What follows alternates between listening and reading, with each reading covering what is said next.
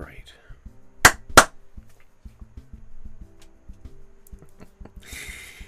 Good afternoon. Welcome, or morning. It's morning still.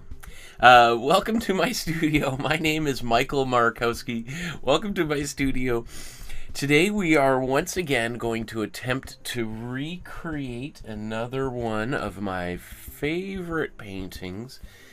We're going to be looking at Thomson, arguably Canada's greatest artist, and focusing on this painting from 1916 called Rainbow, for obvious reasons.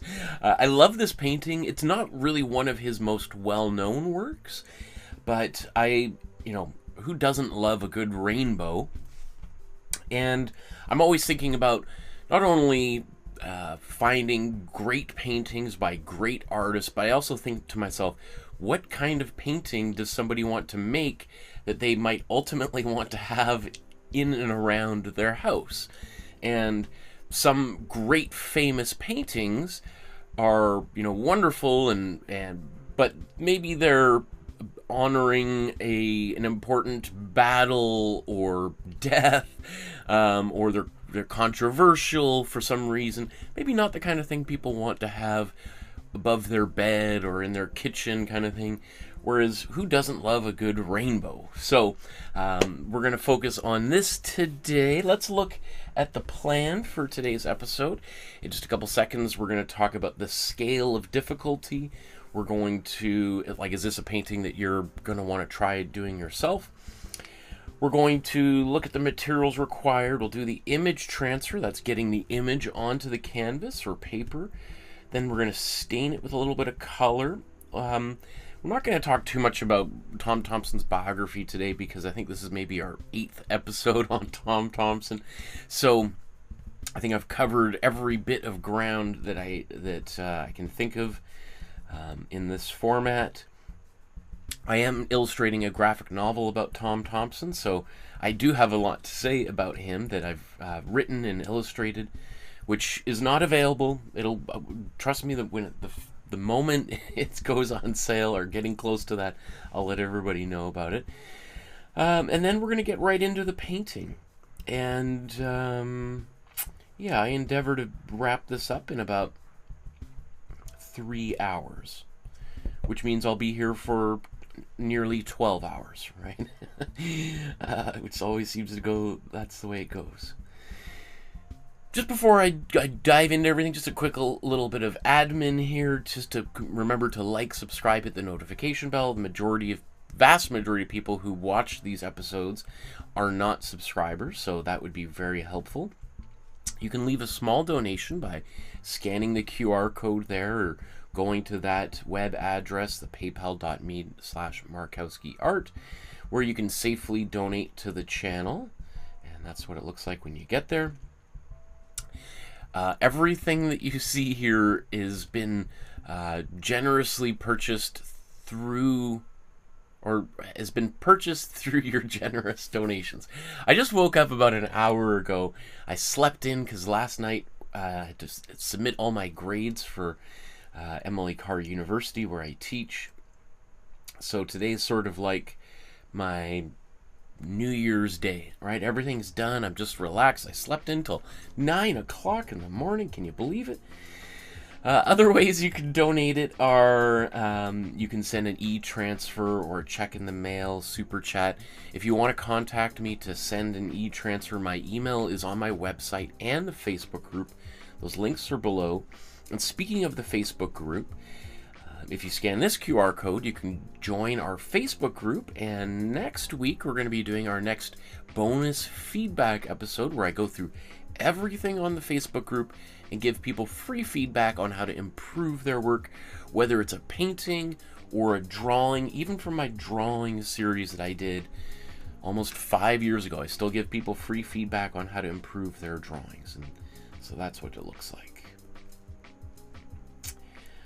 And I also write a little bio, little text for each episode as well. You can read to kind of pump you up. I haven't even had my tea yet this morning. Oh my goodness. Whoa. That did it. Okay, we're ready to go. So the scale of difficulty. Is this a painting that you want to try painting today?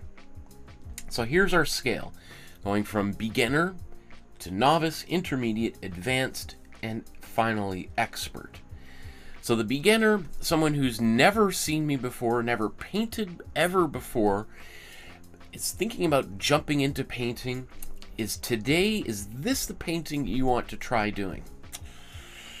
I would say you could. It might feel a little bit difficult, and I'm going to say today's episode is a novice painting. So if you've watched me a few times before, you've done the color wheel in our very first episode, you kind of experimented maybe with one or two other episodes, try to get a little bit of ground under your feet, I think you should be able to do today's episode.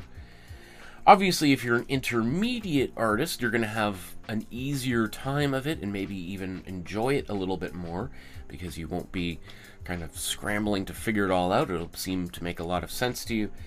And then if you're an advanced artist who's already doing your own thing, today's painting should be no problem. And you might even be able to add your own little flourish there and put a dinosaur running around through the foreground if you wanted, a pterodactyl in the sky. And if you were like Thomson yourself, then you would have made this painting. That would be the top or the bottom of the pyramid. I don't know, however we want to think about it.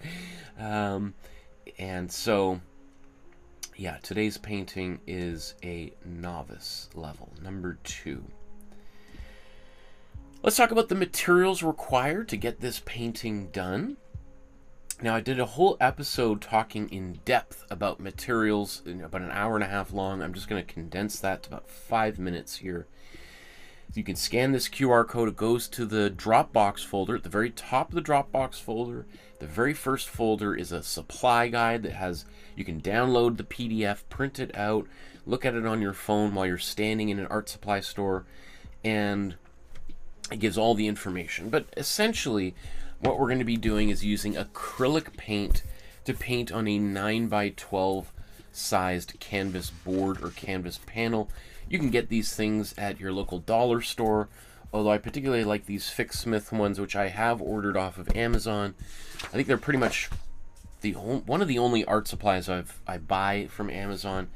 Amazon is generally way overpriced for art supplies. Better to support your local art supply store, even if it's online.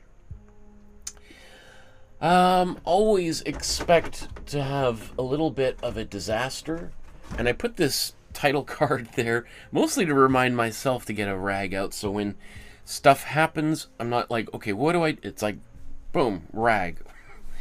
And I'm telling you, being prepared is a lot better than scrambling to find something at the last second. So we're about to use a method of painting that I didn't invent, but I didn't know about it until I started teaching. And I wish I'd learned this when I was in junior high school or something, or high school or elementary school even, because it makes so much sense. It simplifies the painting process radically. And I think it takes a lot of the mystery and confusion out of the painting process. So I'm on a bit of a mission to popularize it, to spread it all around. And essentially that means the split primary palette has 2 yellows, 2 reds, 2 blues, because we've split each primary color into their warm and cool components. So we need those 6 tubes of paint plus white. We don't even need a black because we can mix our own black with those 6 colors, which I do almost exclusively on the channel. Very rarely do I ever use actual black.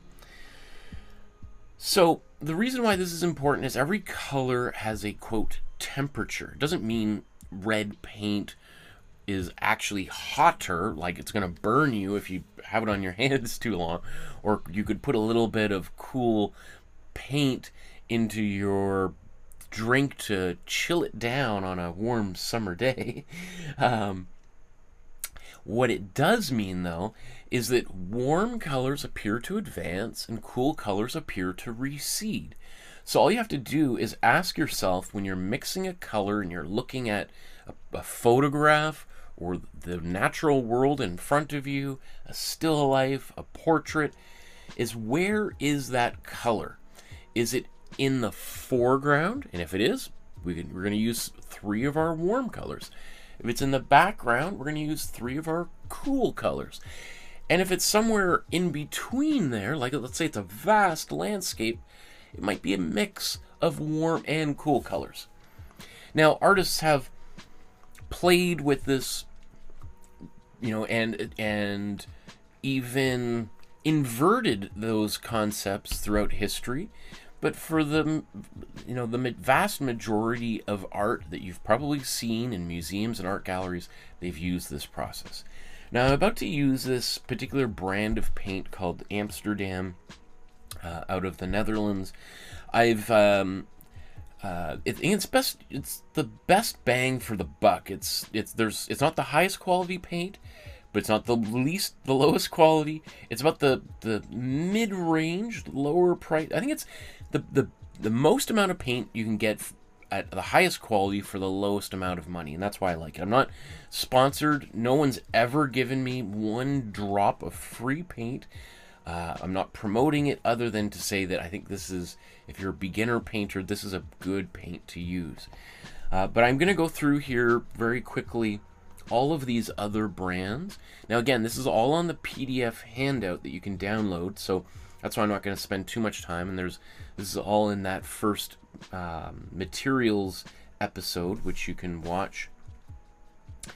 And I haven't used all of these paints, and if you do use them and discover you're having problems, let me know so that I can take them off the list or discourage people from using them. But if you follow these, if you buy these sets of paints, you should be able to recreate what we're doing here on camera. Now, coming up here in a couple seconds is a few brands that I do not recommend, like Museum Color, Peebo, which is one of the largest paint companies on earth, Mary's, and Fevicryl. All 4 of these brands add way too much white as a filler in order to, you know, make more money, basically. They're cutting corners. Every paint, most paints add a little bit of titanium white to make the paint a little bit more opaque, but these guys just add an extra dozen scoops of white, and it just makes it impossible to do what we're doing in these episodes, unless of course you're painting really pastel colors and you don't want to mix your own black, because these paints can't do it. Okay, moving on to our first real step here. What we're going to do is get the image onto the canvas. Let me show you how to do that. So if you scan this QR code, it's going to take you to our Dropbox folder, where there's about 300 folders inside there, and each folder is labeled by the artist's first name. So I'll just go right up to the top here. That's the supply guide I mentioned earlier. You can go in there, and that's download the PDF. These are our introductory episodes featuring like mixing color wheel, color temperature, values, and then we've got hundreds of these folders listed by first name, like Edward Hopper, Emily Carr, who else recognizable? I mean, Grant Wood, Grandma Moses, but let's scroll all the way down here to Tom Thomson. You'll notice I also put down whether this painting is going to be a beginner, novice, intermediate, what are my other tiers, advanced and expert, right? So depending on where you're at in your painting journey, you can just find an artist that you like, or look at the skill level here. And today's under novice, and you can see there's already 2 other paintings we've done by Tom Thomson in this category. So many of these folders have sometimes 5, 10 different folders within them. And then you'll see here, there's the original painting, 2 versions of the outline that we're going to use for the image transfer. And this one also has a step-by-step guide as well that you can download. So, let me just show you what that looks like here. So you have the original, you have the template that I did by tracing the image on my iPad Pro using the Procreate app. And then there's the instructions, if you find that helpful. It gives you a little bit of information on ratios for color mixing, etc. So, let's... there we go.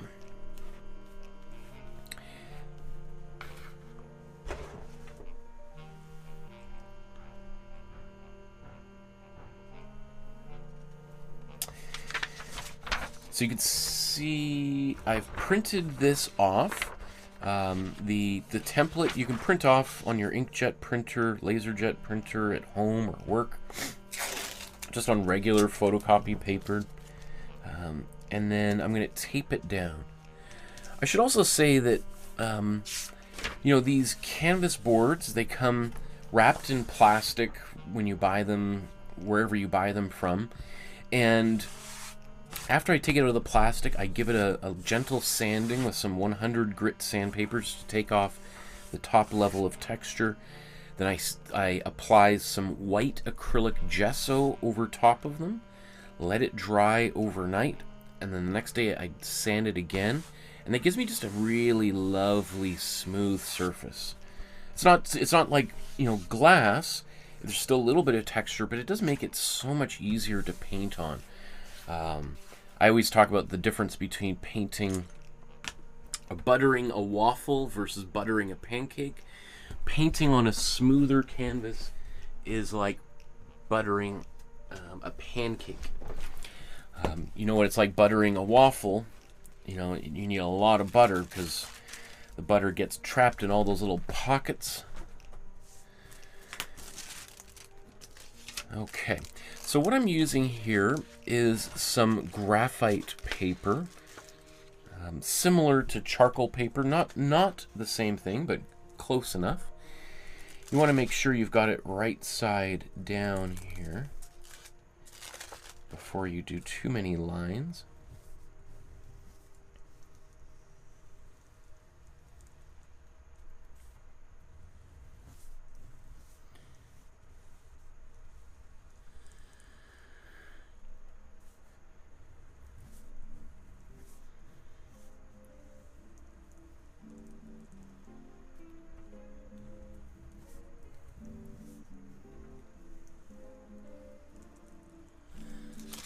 Alright, so you can see what's happening. It's okay if it's a little bit sloppy like mine.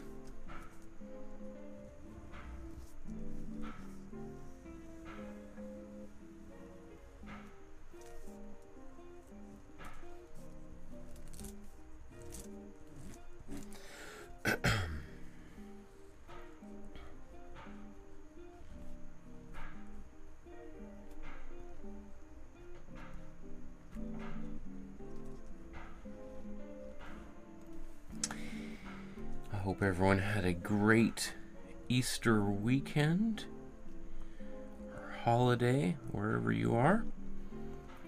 My daughter and I, we went to Harrison Hot Springs, which is kind of a little resort town in the middle of the, well, just on the western side of the Rocky Mountains here. I've never been there my whole life. What an incredible little place. Oh, it's a perfect place for kids too. It's about like the closest you can get to going to Hawaii within Canada.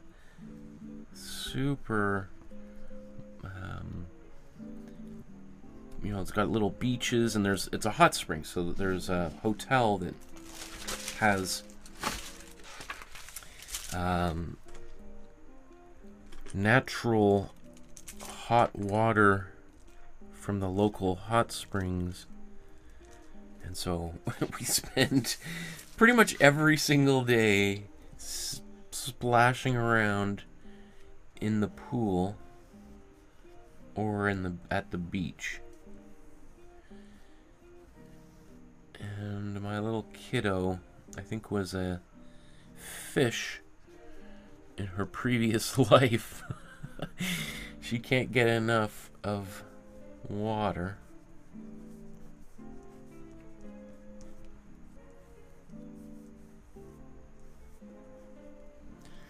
You can see I'm not doing every line in the sky,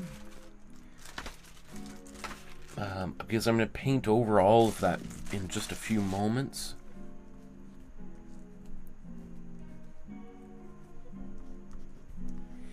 They're more for me just to kind of think about how I'm going to move my brush when I do that area. Okay. Hi, Deborah. Deborah's there. Says, Rick and I love Tom Thomson. I know. Obviously this is not the first Tom Thomson episode we've done, but I'm also a big Tom Thomson fan, and I know that people like yourself, Deborah, and Rick are Tom Thomson fans. And I did have something else that I wanted to do today, but I didn't have enough time to prepare for it. So, because I'm very familiar with Tom Thomson, and I've painted this painting in person a number of times, I was like, let's do a Tom Thomson. I'm sure people will love it.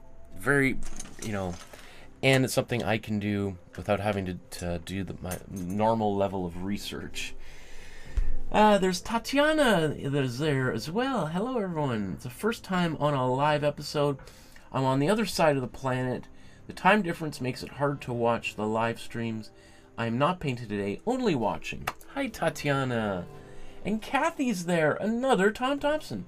Sorry I will miss it live, but hello to everyone.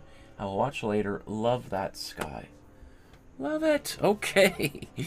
Love seeing all those familiar names and faces there in the chat. Are we ready to move on? Okay.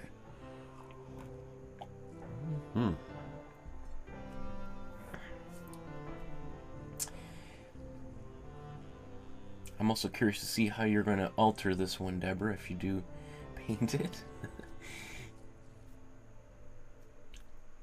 Where are we? Come on.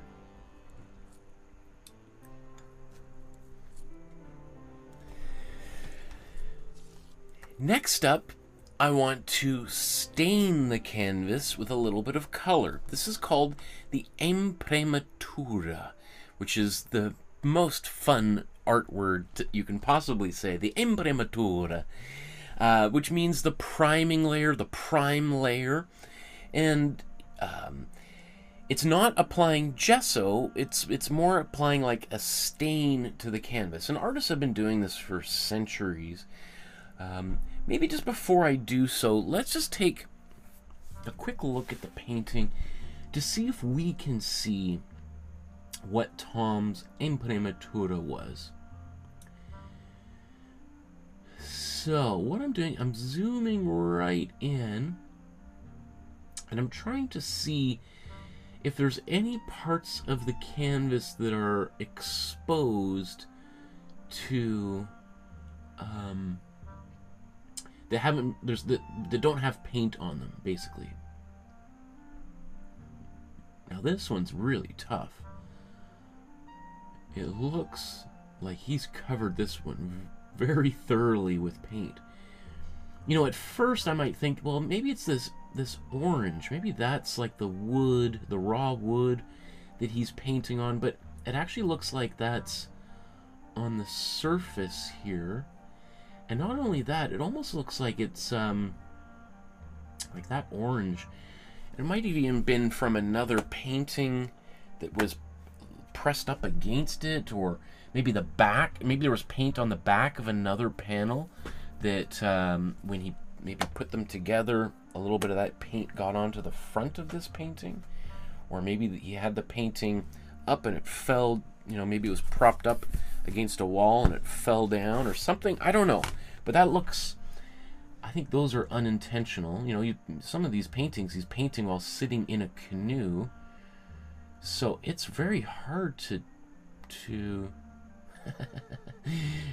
Rick says Deborah might put a little gnome with a pot of gold at the bottom of the rainbow. I love that. So it's very hard. There's a lot of paint on this canvas, which is part of the way we're going to paint today's painting. So I can't see any distinct Imprimatura, but the painting has an overall yellow cast anyway, so that's usually what I like to do. So there's lots of reasons why an artist would do an Imprimatura and why artists throughout history have done so. All of those are listed there on the screen. I personally, this is just has become part of my painting routine at this point. It's something I don't have to do too much thinking about, especially when I've just woken up within the last hour and a half or so. So this is a way to get painting without having to use too much brain power.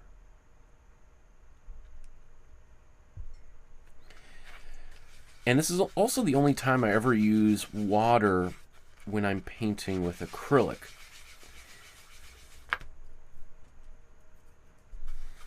So I put there's probably about 40% water to 60% paint in here.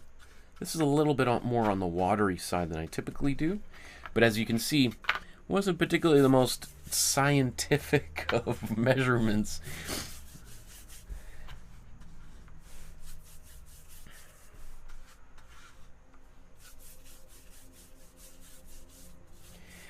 What the water does is it helps the paint seep into, I suppose you could say, like the pores, the weave of the canvas.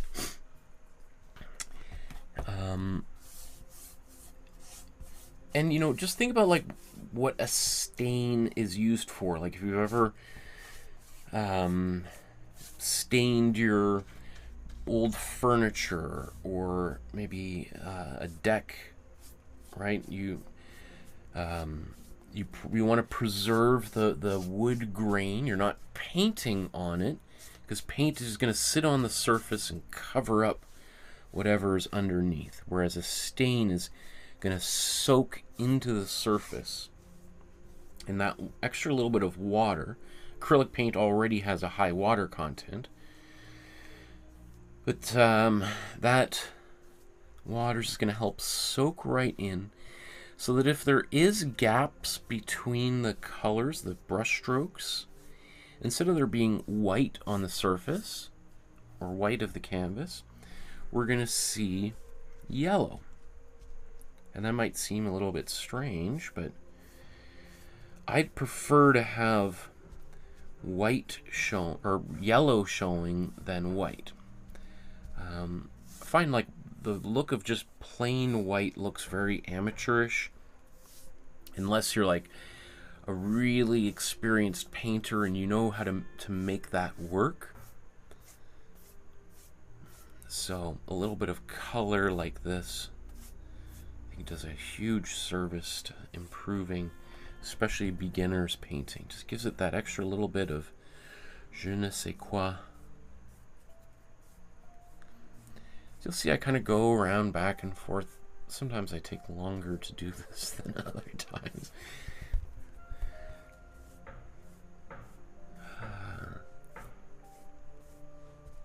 And I'm just dabbing excess paint off on that rag.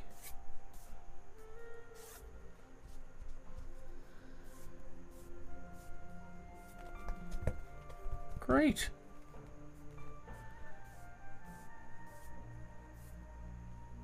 I love it. Also, the water is going to help prevent texture from forming that could interrupt what's happening with on, or it might interrupt the subsequent layers of paint when you see that texture coming through. Although some people really like that. So, hey, don't let me stop you from doing it. Also, because there's water in there, it's going to dry very quickly. All that water will evaporate a little bit faster than if I just applied straight yellow paint onto that surface.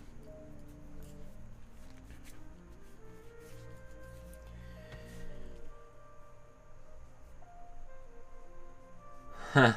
Deborah says, well, Michael, you and Rick have just challenged me. Okay, I will, but I'm working on something right now, but I promise I'll do a version of this.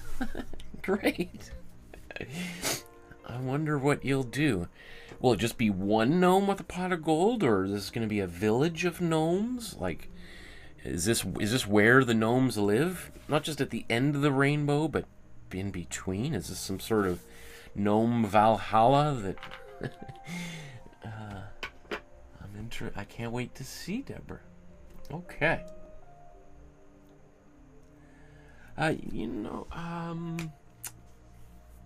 Just realized I forgot to plug in the hairdryer. I'm just going to be right back.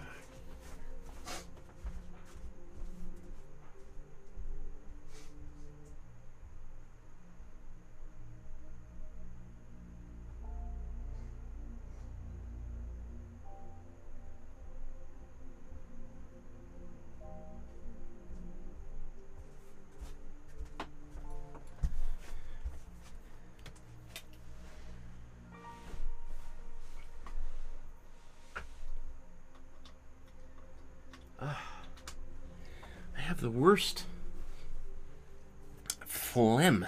Oh, just doesn't seem to go away. Transition from there to Katie says, hello, I'm actually visiting Bellingham, Washington today, close to Michael, and in the same time zone. I won't be able to paint today since I'm traveling, but hello to everyone. Hello, Katie. Wow, that's cool. Yeah, you're just down the road from us. Awesome. Well, welcome to the Pacific Northwest. I hope you enjoy your time out here.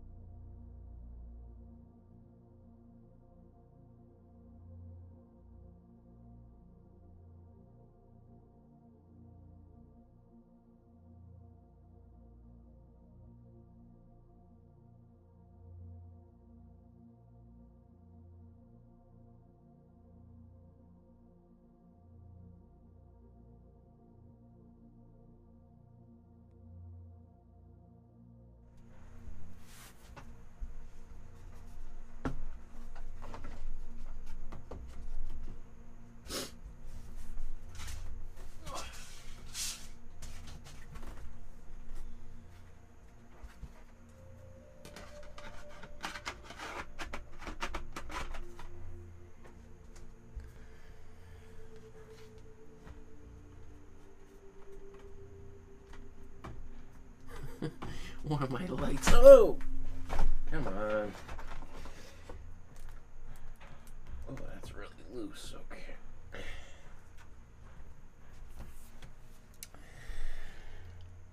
Stay.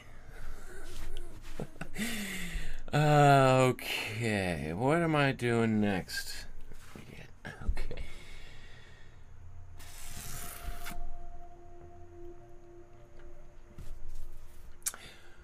Typically what I like to do at this stage is to talk a little bit about each artist's biography and give a little bit of history background to the artist and artwork. Again, I've talked about Tom Thomson, maybe for some people ad nauseum, over and over and over again. So I don't know if there's much new that I can add here. I might give a little quick shout out to the Facebook group, and again, I write a little small text for each painting, which you can read there.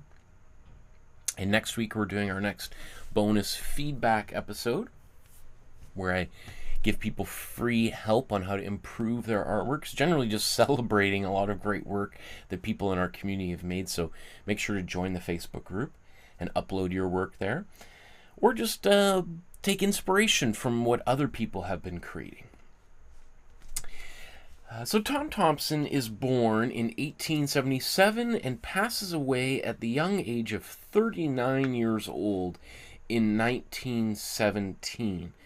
And Tom Thomson's death has been a source of mystery ever since. It's part of the book that I've been illustrating and writing for years and years now. You know, essentially Tom Thomson, most of his life is kind of shrouded in mystery because he wasn't, he didn't journal, he didn't write a lot of letters, so we don't really know a lot about what he was thinking or what he said or what his motivations were, which, you know, makes him, for some people, kind of like a perfect vessel for communicating people's own ideas and thoughts through Tom Thomson. Because really all we have of Tom is his artworks. So maybe we'll just I'll just quickly go through some of these images there. You know, some of his most famous paintings, like the Jack Pine, were created back in Toronto in his studio, whereas many of his smaller paintings, like today's or this one on the screen, were created on location in Algonquin Park, which is a provincial park north of Toronto. It's about 2-hour drive north of Toronto, depending on how fast you're going. And so he would spend the last few years of his life, because he really only was a professional painter, artist for the last maybe 5 years at most of his life before he died suddenly. You can see some of his early artworks there before he left Ontario and went to Seattle and studied design and printmaking from his brother, who had set up a business out in Seattle. He lasted a few years there before leaving back to Ontario, some say because he had proposed marriage to a woman who rejected him, and he got on the next train out of town and disappeared for a few years to resurface in Toronto, where he worked at arguably one of the best graphic design firms, advertising agencies in Canada, or at least English-speaking, well, not even in Toronto. Montreal was the bigger city at the time, and worked at Grip Limited, where he met a bunch of other artists who, after Tom died, would go on to form the Group of Seven. I'm just looking at this painting, I'm like, wow, that is really beautiful. One thing about Tom Thomson, you know, it's around like 1911, 1912 when he first really starts painting seriously. And what's just amazing about this guy is how of a fast learner he was. Like this is like Tom went from beginner to intermediate and then to expert in a matter of about 2 years. Like, I wish we could all have had that kind of development speed, but this all just shows how, like, the subtlety, these pinks and purples in that sky, brilliant. This is the studio building in Toronto where Tom had a studio. Originally, he had this little shack that was used by the carpenters to build this, and the bricklayers to build this building. He had the kind of the former shack that's no longer there, which was disassembled and moved to the McMichael Art Gallery in Kleinsburg, Ontario, which is, I don't know, about 45-minute drive north of Toronto. Man, these are just so gorgeous.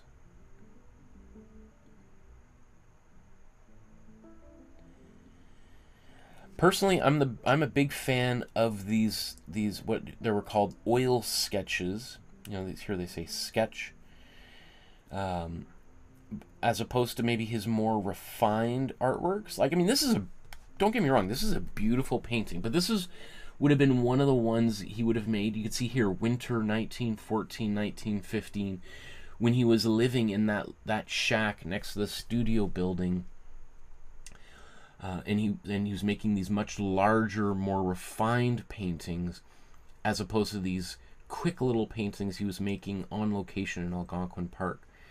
Personally, I mean, they're all great. I mean, I'm not saying the one's, you know, bad, but there's a energy, spontaneity about these paintings that is just so, like, they just, for me, just, you feel like you're right there with Tom. You're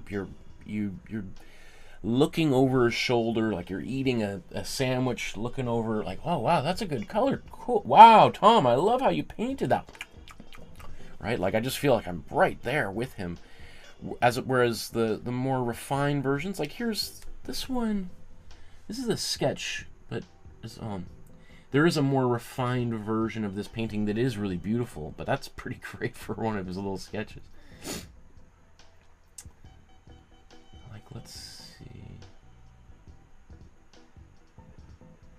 Man, oh, those skies. That's going to be one of the challenges of today's painting, is painting the kind of the swirling of the clouds in the sky.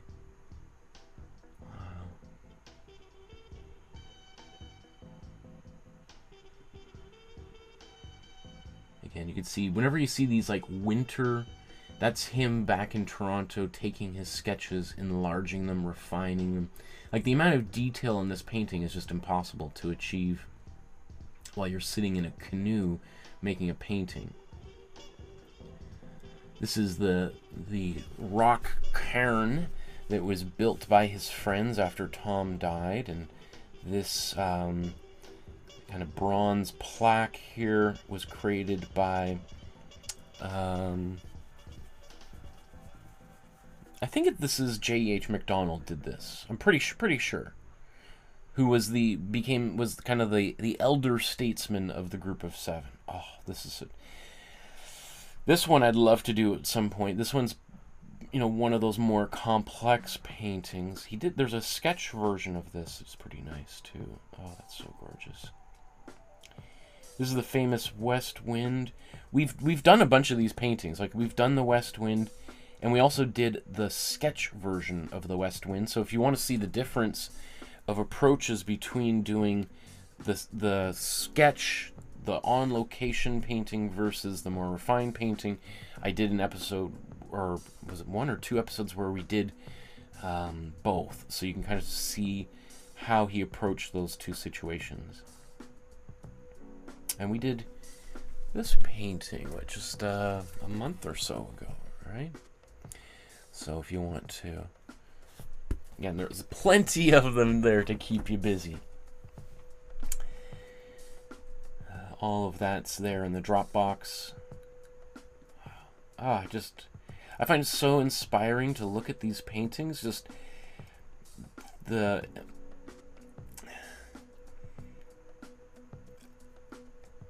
don't know, it's like every brushstroke just seems to be in the right place.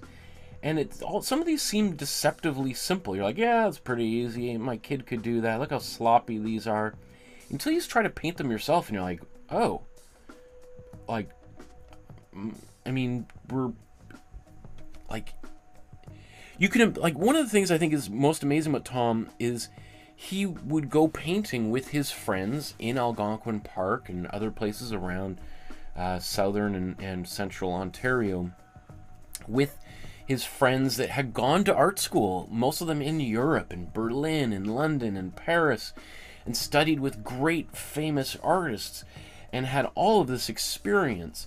And Tom would be sitting next to them, like on a log in the forest, or next to a lake shore, and you could just imagine what that experience would be like for those artists who had all that experience, and they're painting away, and they're looking at Tom's, and they're like, how how did you get that color? How are you doing that? This is like, what, your 10th painting? This is my, like, 400th. And why is yours better than mine? How is this possible?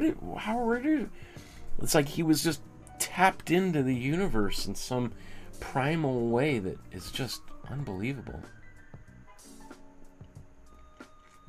He just cranked these things out. He would have had dozens of these paintings, probably, you know, in this little cabin he was living in, on and off in Algonquin Park. He would have had them all probably lined up along the floor and windowsills and on shelves, drying, because these are done with oil paint and they could take months and months to dry.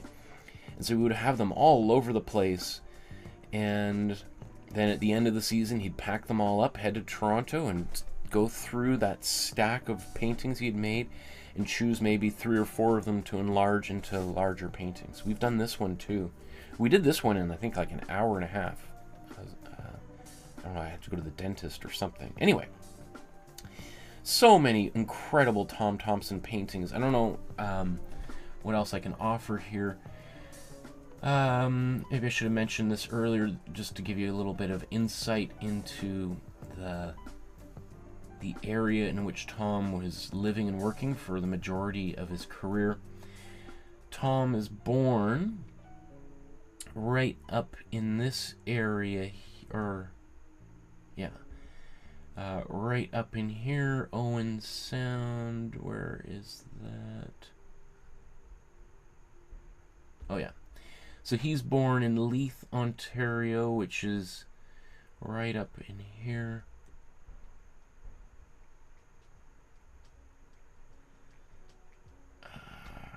I haven't looked at this map in a while. Where's Leith? I thought it was... Yeah, it's anywhere. It's somewhere around here. I should know all this better. So he was born there, goes to Seattle, comes back to Toronto, lives and works there.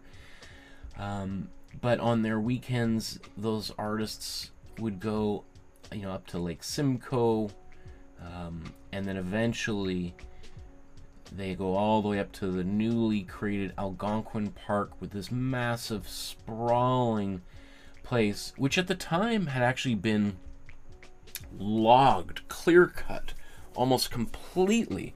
So it's interesting because most of us today, and I've been to Algonquin Park, think of Algonquin Park as this pristine, untouched, natural wilderness, these great, beautiful virgin forests, and yet at the time of Tom Thomson was in this landscape, it was like the moon. Every tree within, like, from horizon to horizon was gone, and there were logs floating all over the place, very dangerously. Sometimes they would sink, these deadheads, they would call them, and just suddenly, you know, detach themselves from the muck in the bottom of the lake and shoot up into the well, not into the sky, but they would shoot up. And so some people claim maybe that's what happened to Tom. Maybe Tom's just sitting in his canoe painting away, and one of those old logs from the forestry industry had sunk down into the bog, and he's painting away, and just one of them just wiggles its way loose and shoots up, knocks him out of his canoe and hits him in the head or something, and he sinks down into the water, drowns, only to resurface a few, about, I think, 10 days later in a terrible state of decomposition. And the place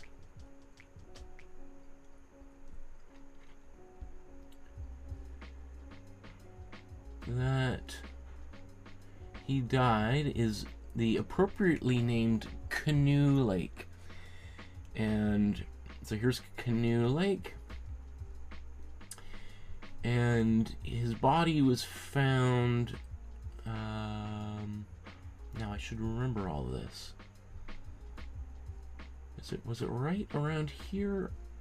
I think it was, I'm just confused between these Wampumeo Islands. Was it the little or big? Anyway, he's found in this vicinity, and at the time there was like a little small village right here, and there was a a train station up in this area, in a little hotel. So he had kind of was living in and around here. There were little cottages up around there, and so he would kind of live in that area and go on these canoe trips. And you could see this is the land of 1,000 lakes here, right? You can just go, and most of this area was pretty much was abandoned by the forestry industry, as they were kind of, they were kind of leaving the area. There was still some forestry going on there, but most of it had been done. Obviously, the Algonquin Park is named after the Algonquin people, the First Nations people that have been living there for 30,000 years.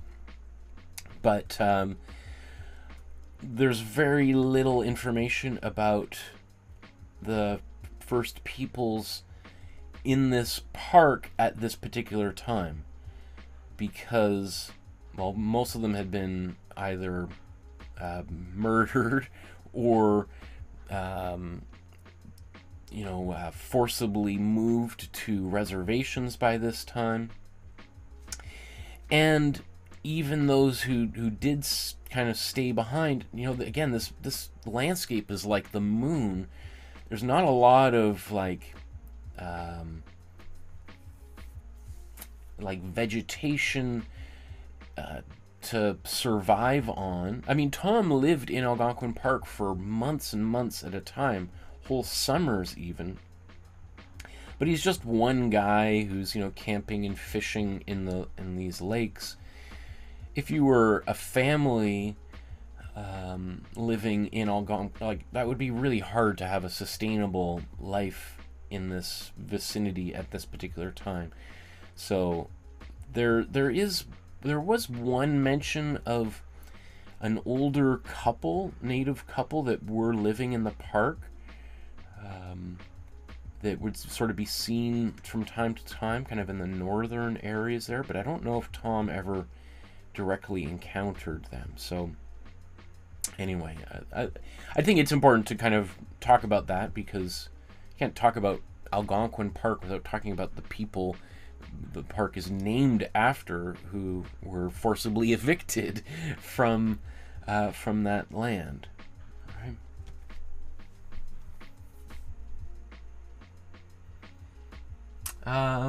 Deborah says, remember, Michael, we painted one of his paintings of a clear-cut section of Algonquin Park. That's right. So, yes, I think I have talked about some of this before. Deborah says, it looked like a war zone. Yes. Senga says, hi, Michael, I nearly missed this. I thought it was on tonight. This is a good time for me. Perfect. Awesome. Oh, and there's Sandra. Sandra and her kiddo. Or maybe finally got the kiddo to go to sleep for a few minutes. Awesome. Okay. What else do I want to mention here? I think just perhaps, if you're really interested in Tom Thomson and you want some more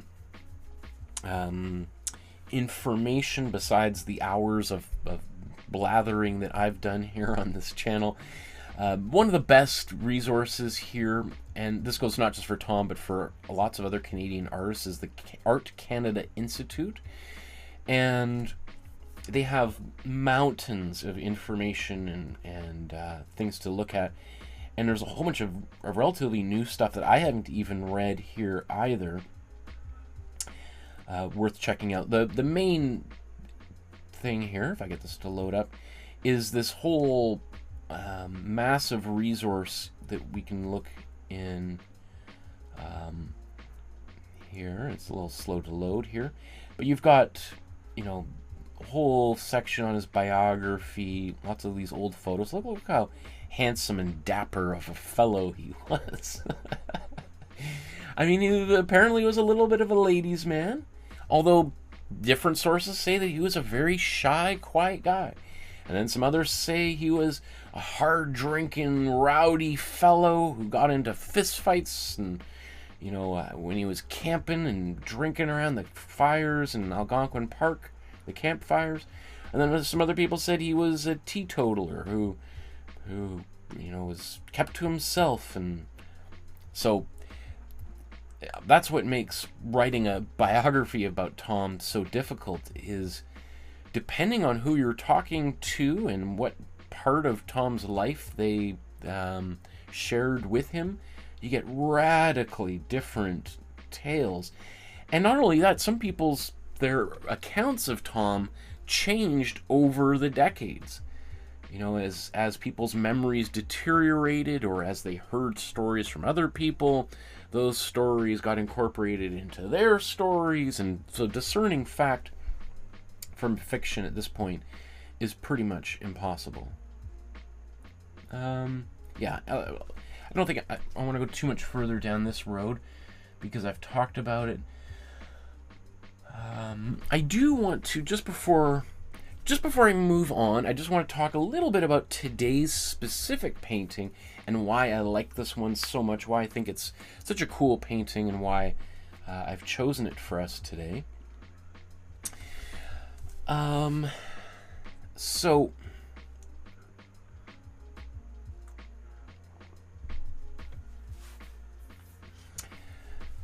as I said off the top, when I'm thinking about paintings for this channel, I'm always looking for, important artists, and then I look at kind of their most important artworks. This one is probably not one of Tom's most important artworks. I'm sure it's probably on view at the National Gallery in Ottawa, where it resides, but it's probably on a wall with dozens of other of these smaller sketches. It's been about maybe almost 10 years since I've been to the National Gallery. Time flies, hey? So I can't remember how it's displayed there, but often his sketches are kind of shown together, because he made so many of them. And sometimes it's really kind of cool to see them. Like the Art Gallery of Ontario in Toronto has a giant two-sided wall where on both sides, just stacked up, frame to frame, edge to edge, not floor to ceiling, maybe kind of knee height to ceiling, of those sketches. You can go around to the other side and see a whole nother wall of them, and it's really cool. I wish those paintings, though, were spread out across Canada instead of all in one location, because there's very few Tom Thomson paintings here on the West Coast, or maybe there should be some more Tom Thomsons in Seattle, Bellingham, or Los Angeles, or New York, or London. The great thing is so many of Tom's artworks remain here in Canada, but that also is one thing that has maybe prevented Tom from gaining wider recognition outside of the country, right? Would Leonardo da Vinci be as well known had one of his early paintings not become part of the collection of the National Gallery in Washington, D.C., right? A lot of great artists' work kind of spreads around the world, and it allows us to kind of enjoy those paintings from other cultures. Anyway, a little bit of a rant there. About this particular painting that I love so much, like I was saying, it's not one of his most famous, but I also think about what kind of paintings people want to paint and have around their home, and who doesn't love a good rainbow. And, when I think about it, rainbows, as much as people love them, they don't feature in art all that often. And when I have this painting as part of my in-person classes, and I've had a few people like, well, I don't know, this one kind of looks a little bit like a kid's painting. I don't know if I want to do that one. It's almost, to some people, look at it and it seems a little bit childish, like just literally a big colorful rainbow across the sky. Personally, that's one of the things I love about it, but I guess I can kind of understand some people like, well, it looks like maybe this was done in an elementary class. I don't know if I want this to be my painting. I want something a little more serious, a little bit more of either a sunrise, sunset, or gloomy thunderstorm clouds rolling in, as opposed to just a beautiful little rainbow. I understand that kind of thought process. I don't necessarily agree with it, obviously, because I think we'll see when we start painting this, and as I've seen many people try to paint this, they're like, oh, geez, that's pretty tricky to pull off, right? So that's why I say today's painting is maybe a little bit more on the novice as opposed to beginner side, and maybe again even an intermediate artist would maybe enjoy this one a little bit more. I love the like there's a few things that I really like.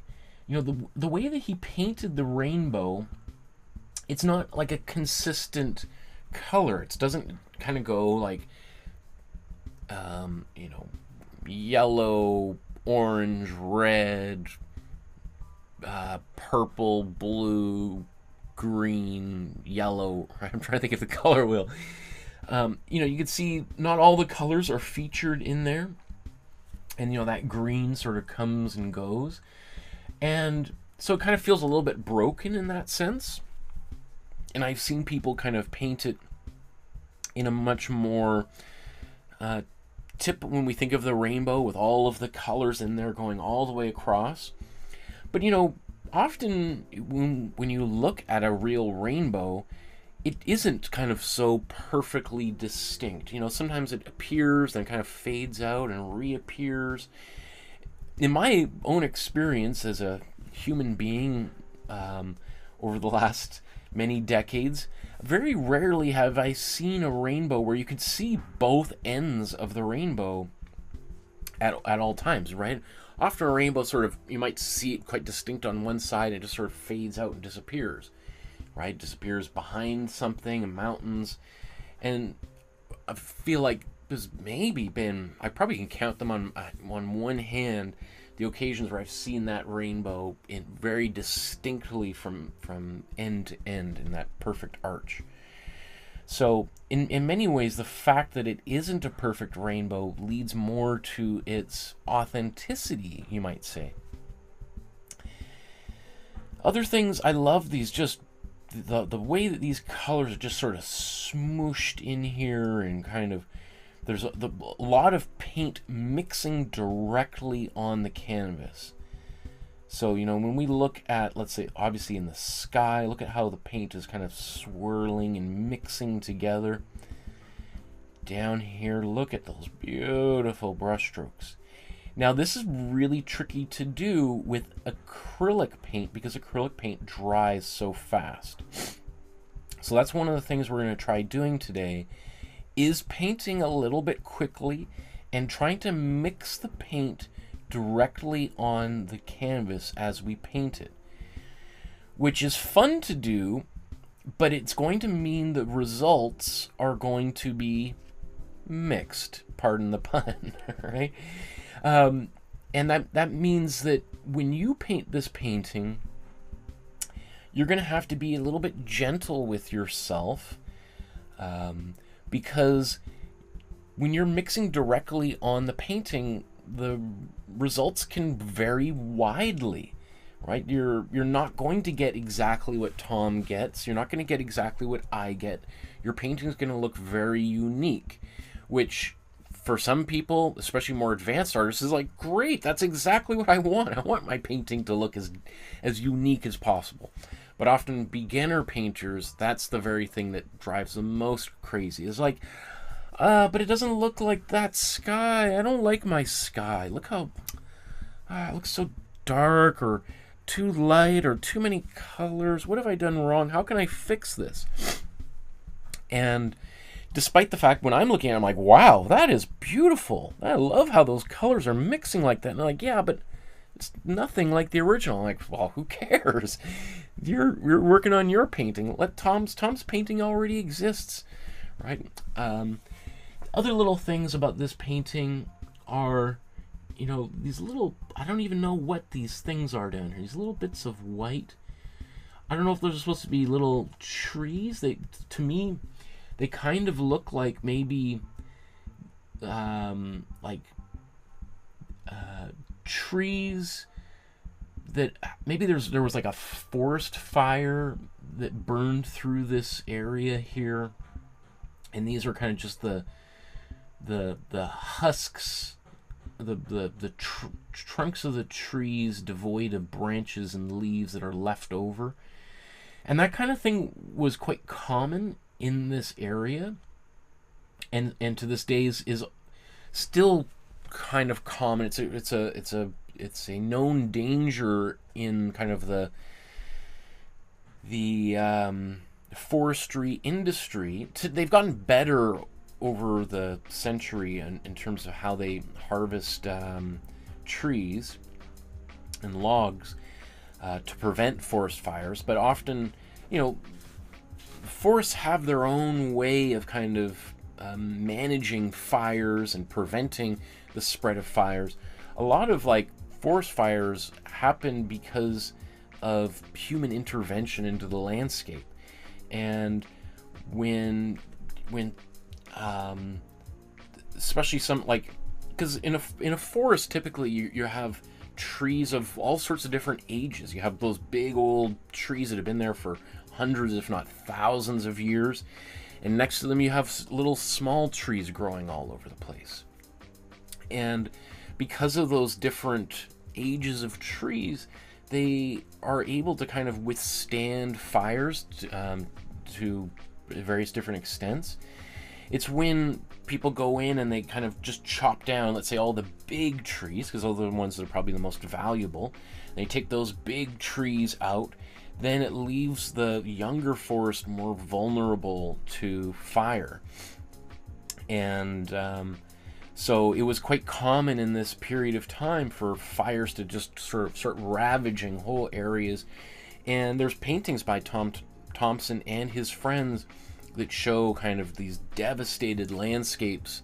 So it's in many ways it's very tragic. Like early Algonquin Park, or before the park was formed, that not only was the landscape being kind of clear cut down to the stumps in every direction, but then areas that hadn't been clear cut would suddenly burst into flames. And so that's why it really, I think, in times where Tom was going around, would have been like being on the moon. Just, which again, if you've been to Algonquin Park anytime in the last, 70 years, you probably have a vision of it as being kind of this beautiful, untouched wilderness. And so the great irony is that's not really the landscape Tom and his friends saw.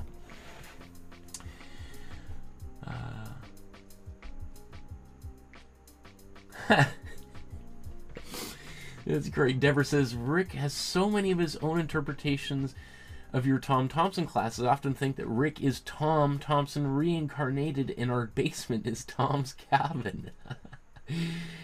That is so funny, Deborah. I love it.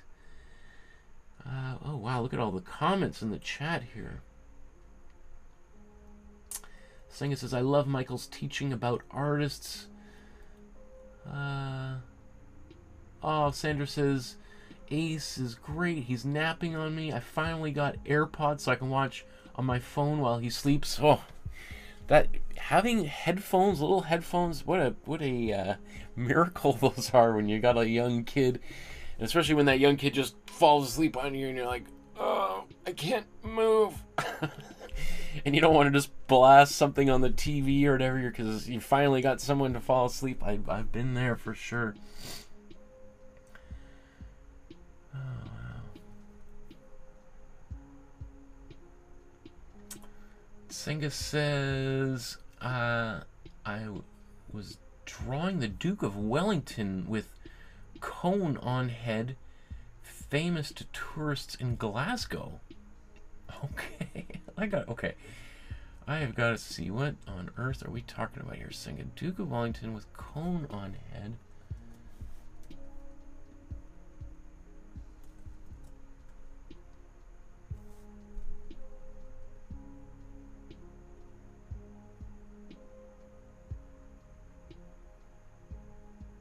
What? Is this a real sculpture, or is that... What on earth is going on here? Huh. That is hilarious. I've never heard of that.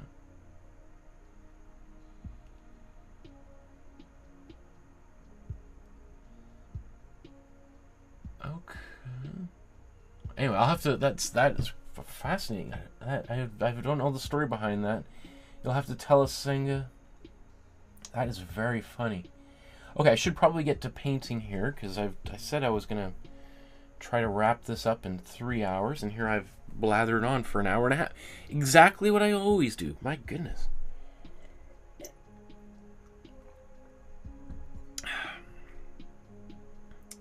This is a two...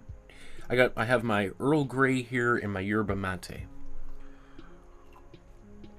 That's a double fist in my teas here to get going here.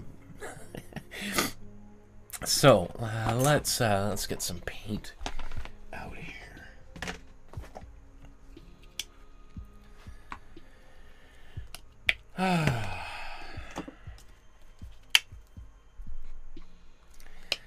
I was up late last night finishing all my grading. Today at noon is the official deadline for submitting your grades, and so had to get that done.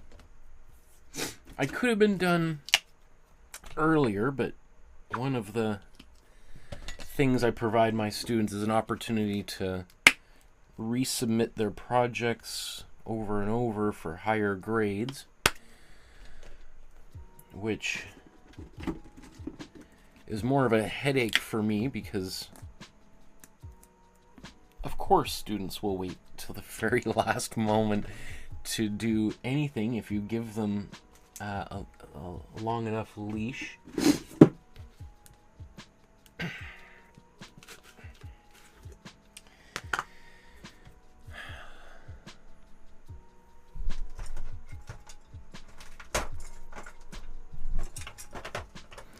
It's also something that I have disagreements with other faculty about, some of whom disagree with the wisdom or maybe lack thereof of that strategy. Where did my... Let's see if I got a palette knife right here.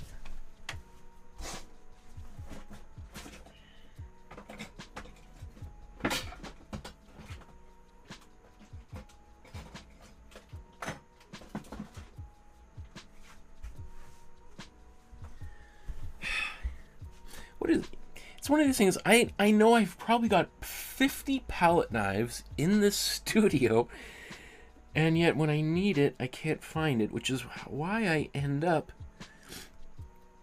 with 50 palette knives. My goal is during this little break, I am teaching some summer classes, is to do some organization. Here. Still have so much stuff packed up in boxes from our move.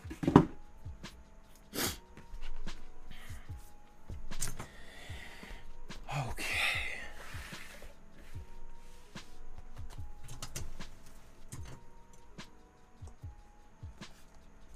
Senga says that sculpture of the Duke of Wellington is outside the Gallery of Modern Art. Interesting. Deborah says, I have to go. I'm in a garden doing work while I listen, but I lost contact with the video. We'll watch later. Bye, everyone. Senga says, it's the fish that never swam, the bird that never flew, the tree that never grew, and the bell that never rang is Glasgow's motto. The Duke is outside Modern Art Gallery. Rinnie McIntosh, someone years ago, put the cone on the head, and now it's a tourist attraction. There you go. Okay. I love stuff like that. Good on the local Glasgowans, right? Is Glasgowan? Is that a local? And the city officials and everything for allowing that to happen. Obviously, the same sorts of things of people toppling statues, and as happened here in North America, very controversially so. I mean, I suspect not everyone was on board with all of that, though, right?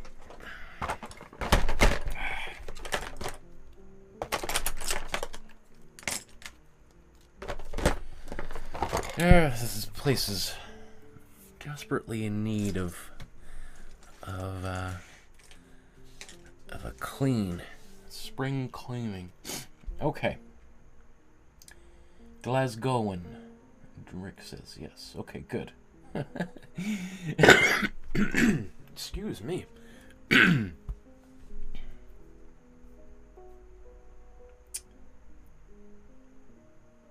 feel like one day I'm just going to cough and my lung is just going to come out and I'll have to push it back in.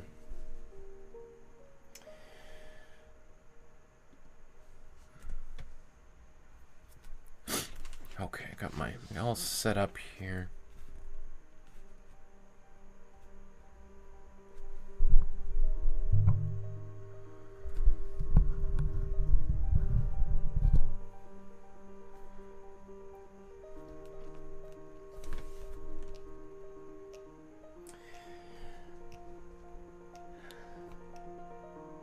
Oh, there's Barbara.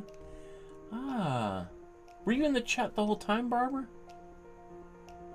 I didn't even see you there. I guess you were. Awesome. Great to see you, Barbara. Okay. Okay. Often what I do next here is do what's called an underpainting, which every artist has a different definition of underpainting, and I'm also guilty of, over the years of this channel, changing the way that I define it.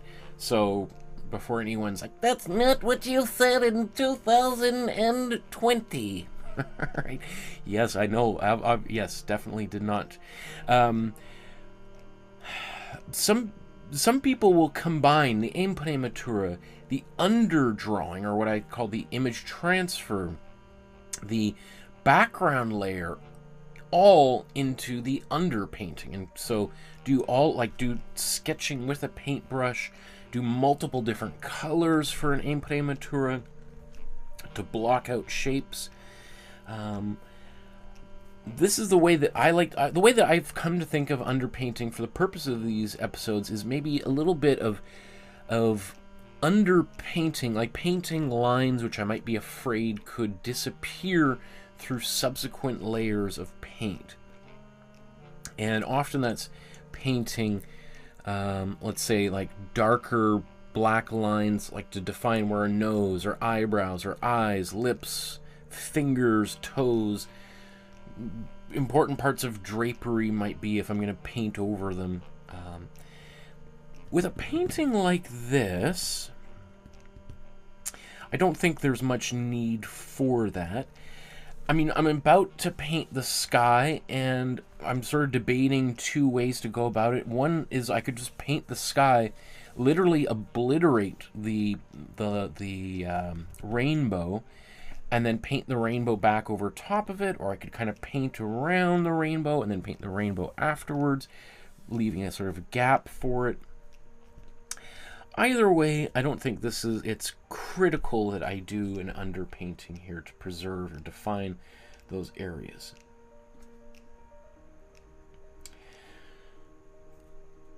Let's move on, therefore, to our background layer, and let's start laying in the color for the sky. So what we've got here is a kind of a bit of a cloudy sky with a rainbow. And, you know, I think we all know that a rainbow tends to form after it's been raining. That's kind of, it's the condensation, yeah, is it condensation or just the high water content in the air? That doesn't sound right. right? Or it's I don't honestly I don't even know how a rainbow forms or what's. Now that I think about it, I excelled in the art classes in school, not in physics and biology and chemistry and those kinds of things. So as I talk about it, I realize I really don't know anything about rainbows, but they often form after there's been rain. I guess that's, I realize, about as much as I know about rainbows.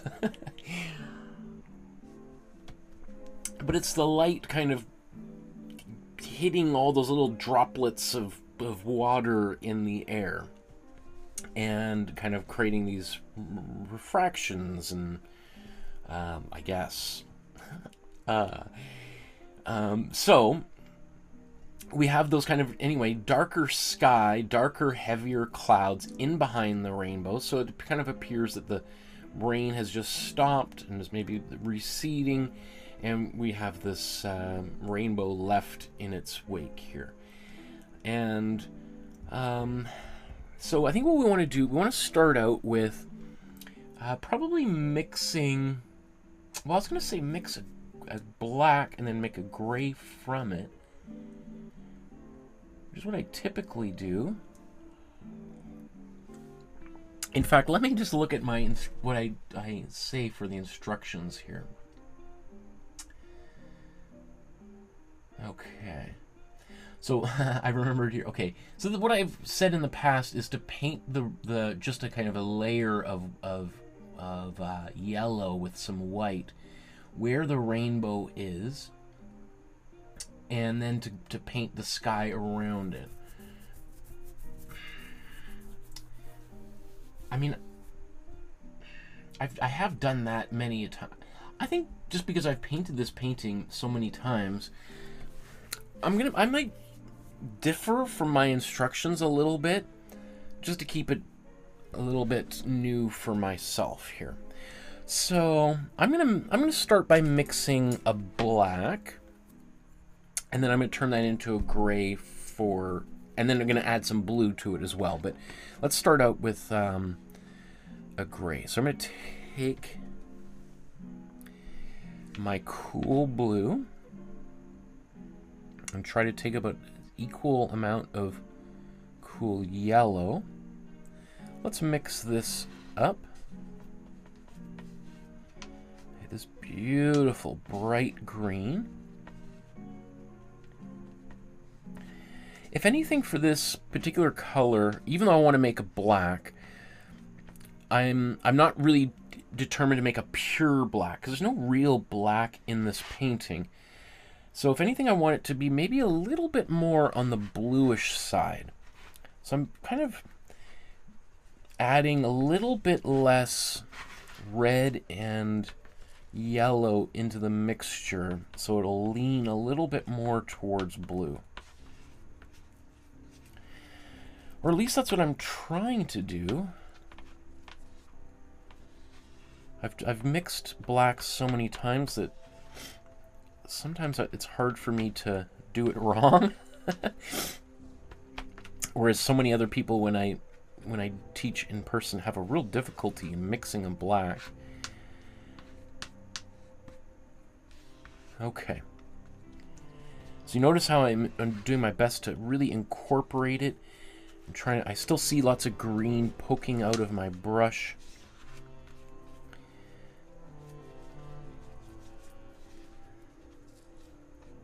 So what the green tells me is that this color has a lot of blue, a lot of yellow, but a lot less warm red. So I use my cool yellow, cool blue, and warm red. By doing that, I've mixed this bright green. Opposite of that bright green on the color wheel is red. Specifically, my warm red is going to counter those cool colors and drag that green into the center where it gets canceled out. But if I don't put enough red on there, it doesn't quite go right into the center. It kind of sticks a little bit on the green side. And we can see this by, if I just take a little bit of this color, I bring it into the center here.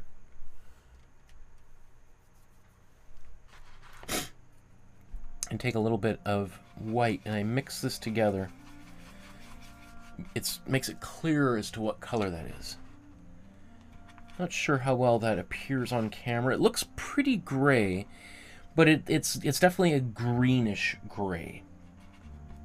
So I don't mind a greenish gray. I do, however, want this gray to be a little bit more on the blue side.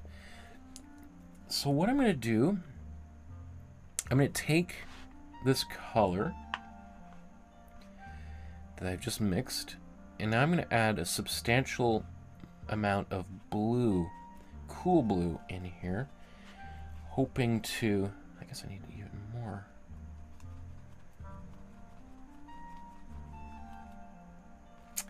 Actually, I'm going to take a little bit more red. That's going to pull this into the bit more of a blue or purple area. Oh, that's a little bit much.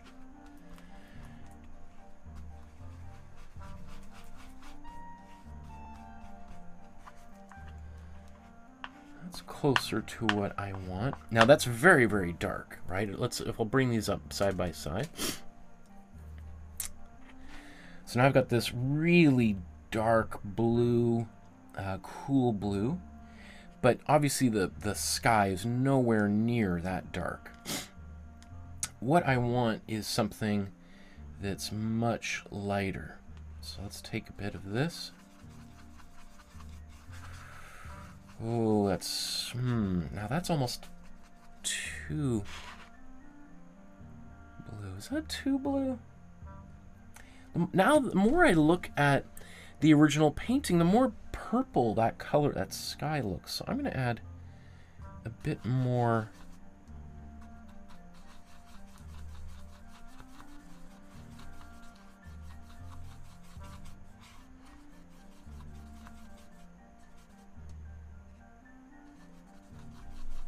Put a little bit more blue in there.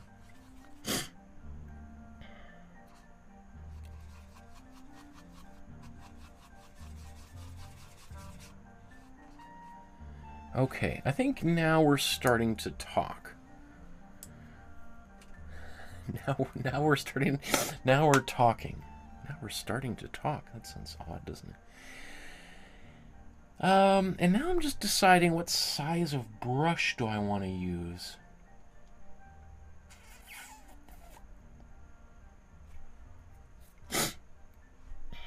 Now there's too much of this color on there.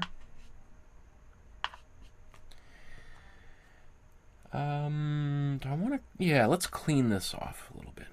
I'm going to clean it, but maybe not completely. I'm going to turning this into a bit of a dry brush. So I don't want to. I'm not going to wash it in the water. I'm going to keep this color, and what I've just done here is I've taken a bit of red and blue on my brush. I'm going to mix this into these colors. So you see how I've got this kind of swirl of unmixed paint. And I'm going to paint with it. I'm going to back out here so we can see the full canvas.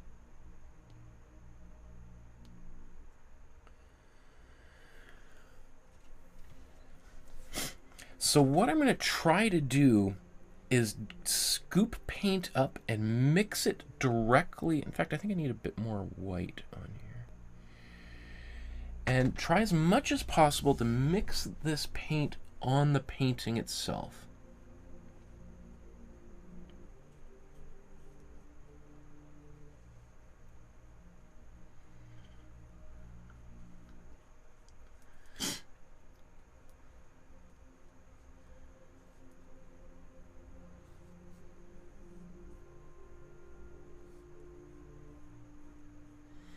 Now, the hardest thing to do is to leave this paint in its present state, unmixed, as humanly possible, because the urge is to go in there and to continue to mix it. Right, I get more paint on here. And you're going to get those areas where more paint than you'd hoped for kind of sneaks off the brush.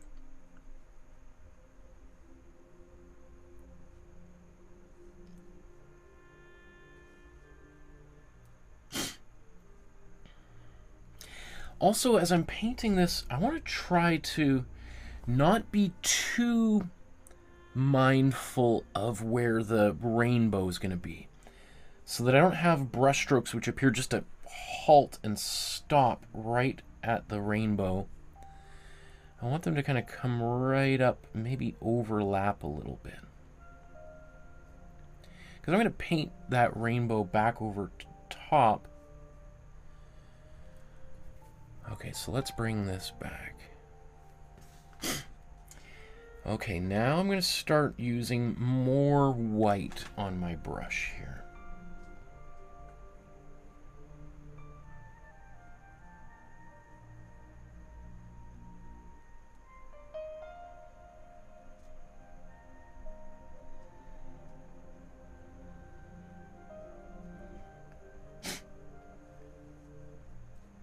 And the more I paint, the more that white's going to kind of mix into these colors.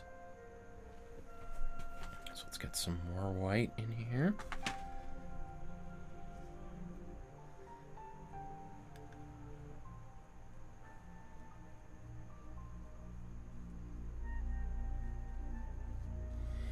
Now, some of this paint is already started to dry.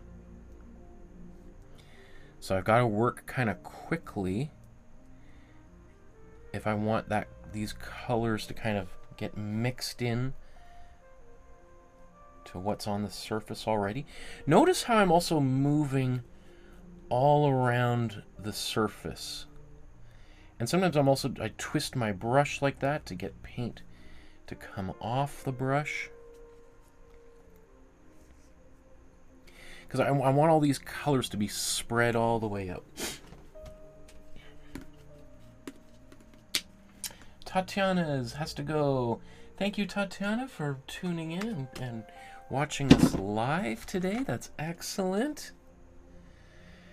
Okay, so I've got this bit of paint here. That's just pure white. I'm just going to get a little bit of other colors on there just briefly.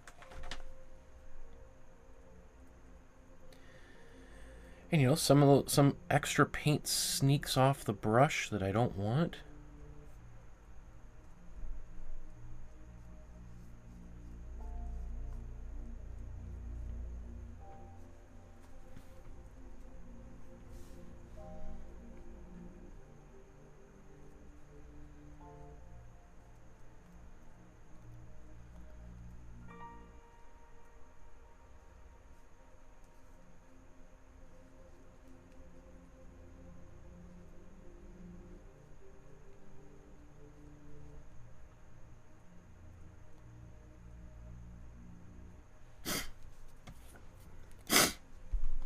Excuse my sniffles there. It's gross, isn't it? Ugh, I hate it when people do that. Sometimes I can't help but do it myself, eh? It's the irony of being a human. Sometimes the very things that we ourselves do drives us the most crazy when other people do it. Now, yeah, so this colors are not exactly right. There should be, I think, a little bit more of a purplish quality in there. So I don't mind that. I am going to take maybe a little bit more of this cool blue. This time I'm going to take a little bit of my cool red, mix that in here. It's going to give me a little bit of a more of a purpley color. Less of a gray. Mix that on here. And we're should we paint? So now I've got it kind of filled in. Now I'm going to go in and try to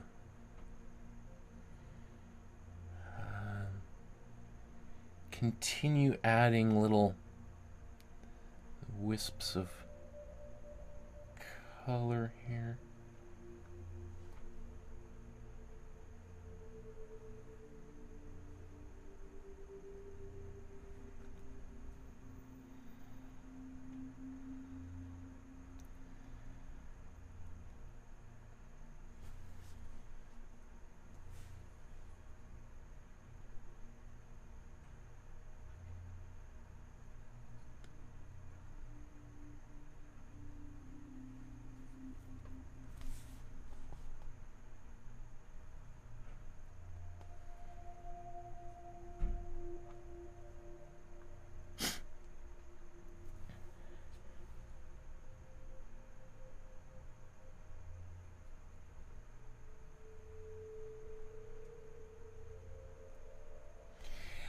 I think what's important here is it's also a fairly light touch.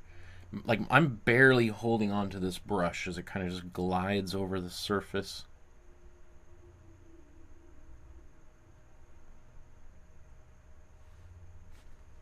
All right, let's look at the original there.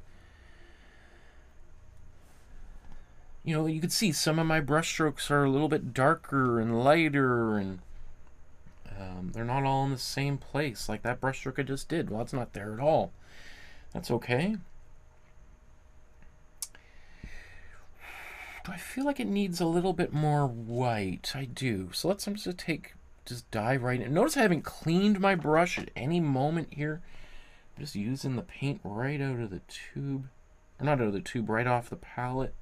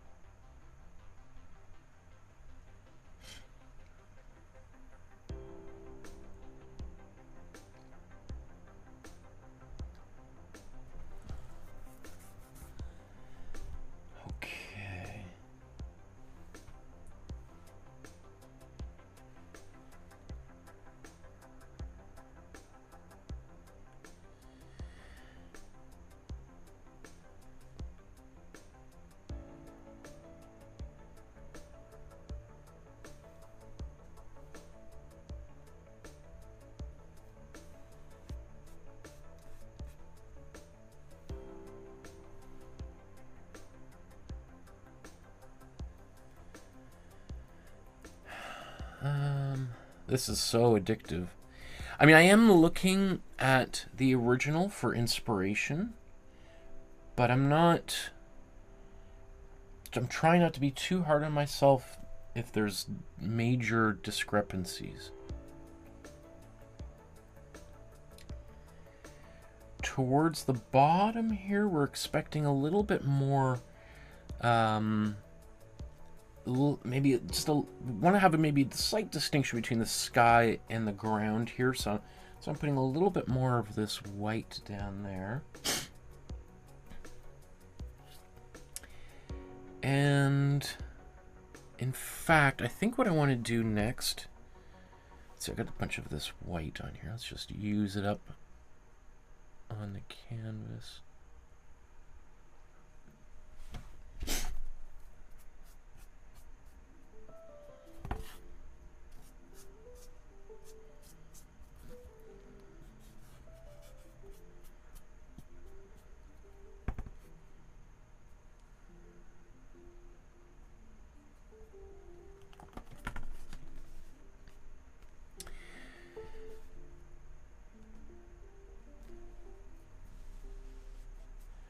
Barbara's baking blueberry muffins. Oh my goodness.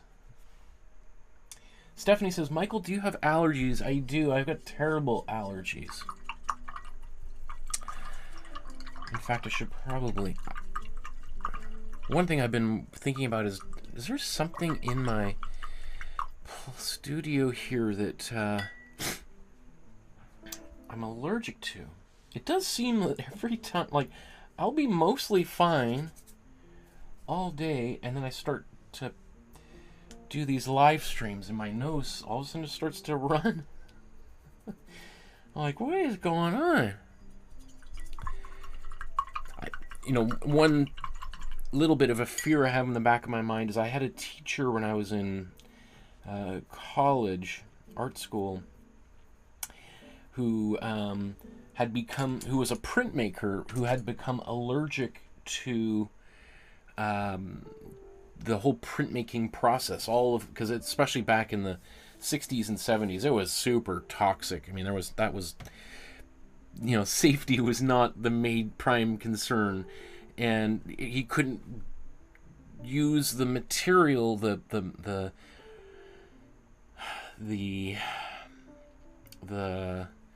tools that he had been using for his entire life, because they were so toxic. He couldn't even go in the same room. I remember there were moments where we would have these critiques, and students would be sitting around, and all their paintings would be in a room, and he would kind of walk in and go, woof. He'd have to stand outside in the hallway looking at the paintings, and he might come in, look at them, and go back out, because it would make him physically ill. So in the back of my mind, I'm like, please don't let me get allergic to paint. That would be such a disaster. But, sometimes the universe has a perverted sense of humor.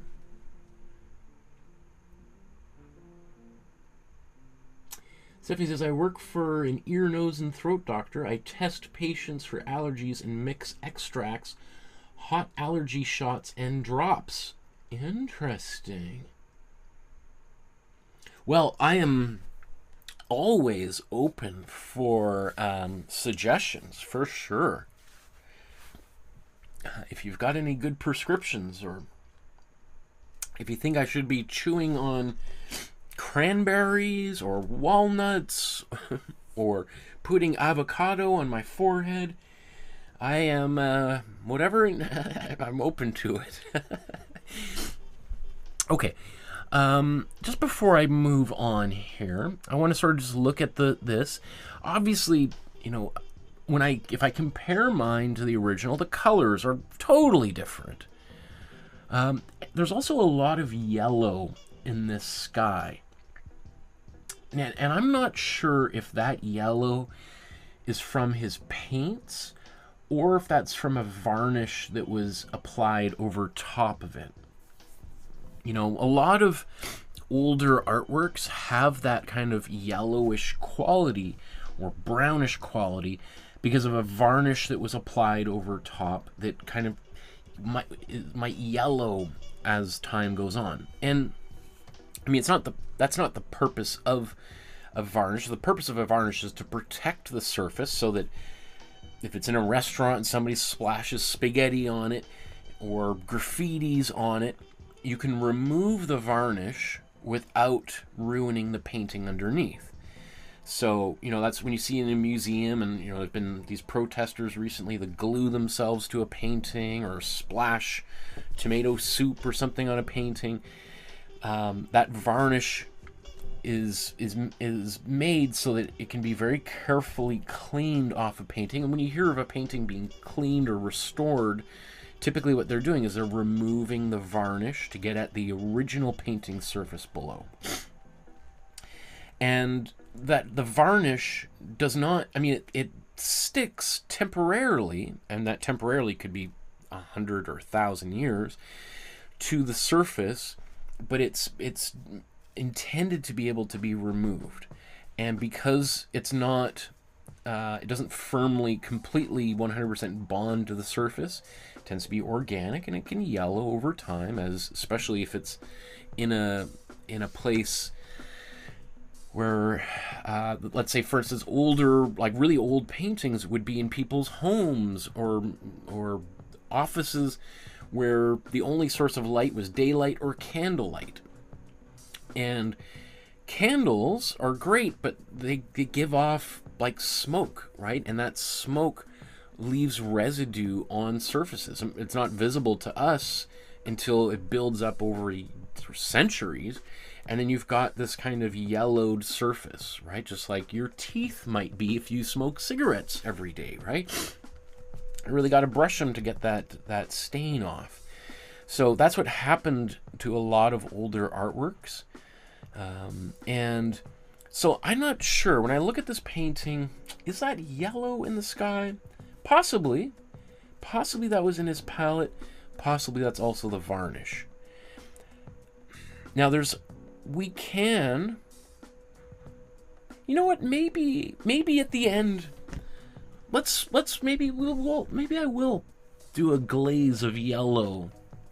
I don't typically do that when I paint this painting, but maybe we'll let this dry, and then if I, depending on how I feel about the painting, I might be like, well, I like it too much and I want to change it, but maybe I will go back and varnish, or not varnish, but put a yellowish stain on there and see if we can bring this painting back towards the Tom's original. Stephanie says, local honey. Local honey is the key. Okay, let me get some honey.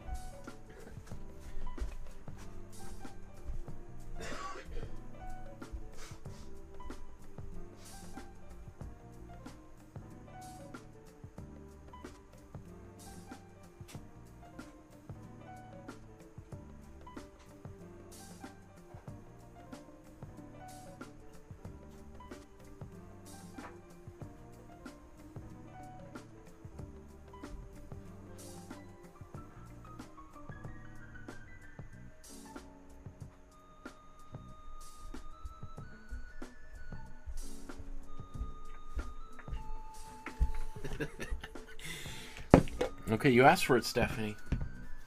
You're going to give me advice. Okay, so what have I got here?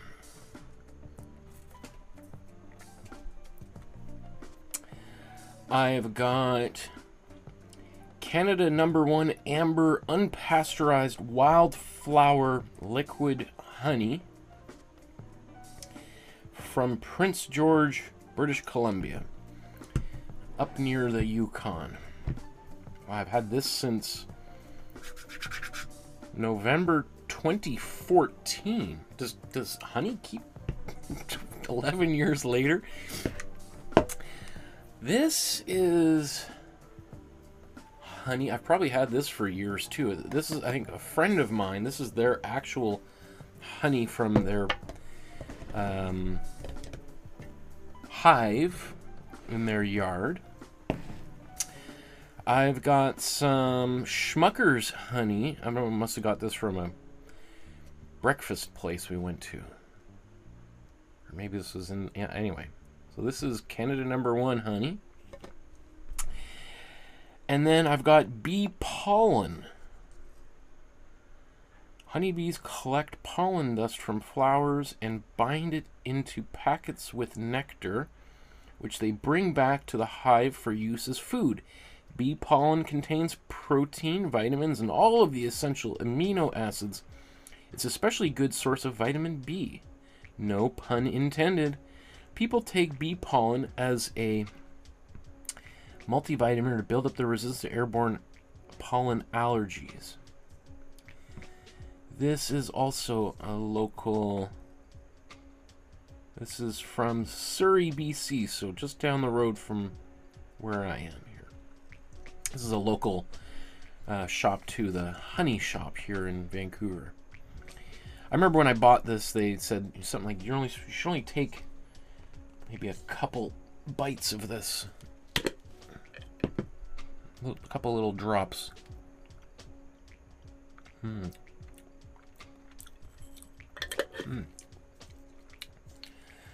That's good. Local. Has the pollen that grows near you, natural immunity protection. Interesting. That makes sense that you'd want the honey from nearby to counteract the pollen nearby. So this is product. Oh, so this is Prince George, so this is not too far away. So all of these would be pretty good. So, wow.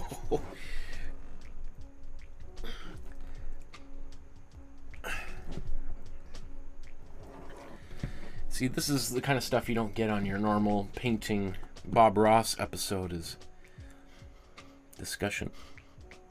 I mean, so is 10-year-old honey still good? Oh, I was going to dip my finger in there, and then somebody would be like, are you kidding me? Like,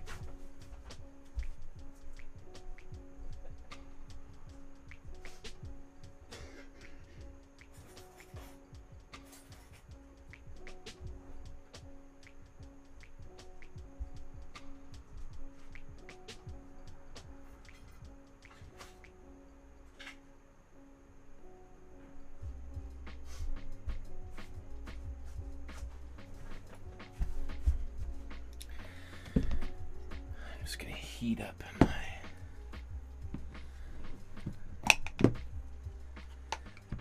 so we'll see if this honey kills me, because it's, well, it still smells good. That's for sure. Let's take, I think we need one more scoop of honey.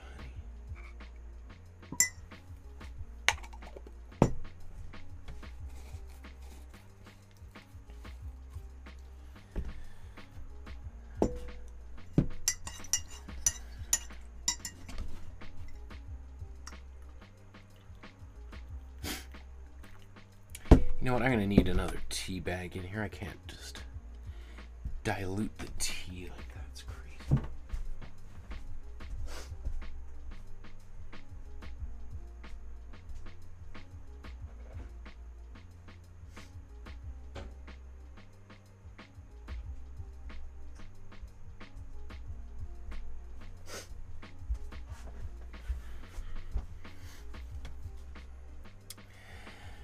Okay.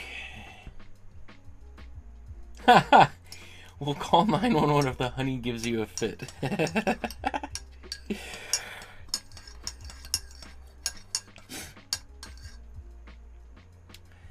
I figure I probably got an hour or so before that honey kicks in. So let's see if I can finish this painting before the honey kills me, if it does. Or restores me to health, or maybe helps me grow a second head or something, right? Singa says, that's brilliant. Thanks, I'm going to try that. I only have 23% lung capacity. Whew, well, then you need that honey.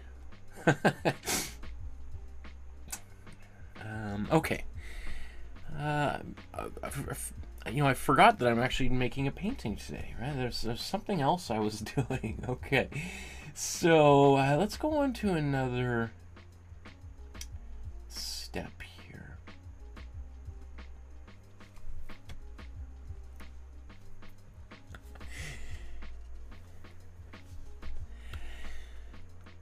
So I'm going to take a break from the background, and I'm going to go to the foreground now and tackle some of these greens and purples and browns, oranges down on the bottom, how would you say, third, a little bit under half of the painting here. You obviously notice I haven't done the rainbow. I'm going to do the rainbow in a little bit. I want to give a chance for some of those colors in the sky to dry so that I don't get too much colors mixing when I try to paint the rainbow there. So I'm going to paint the foreground and then come back to the background.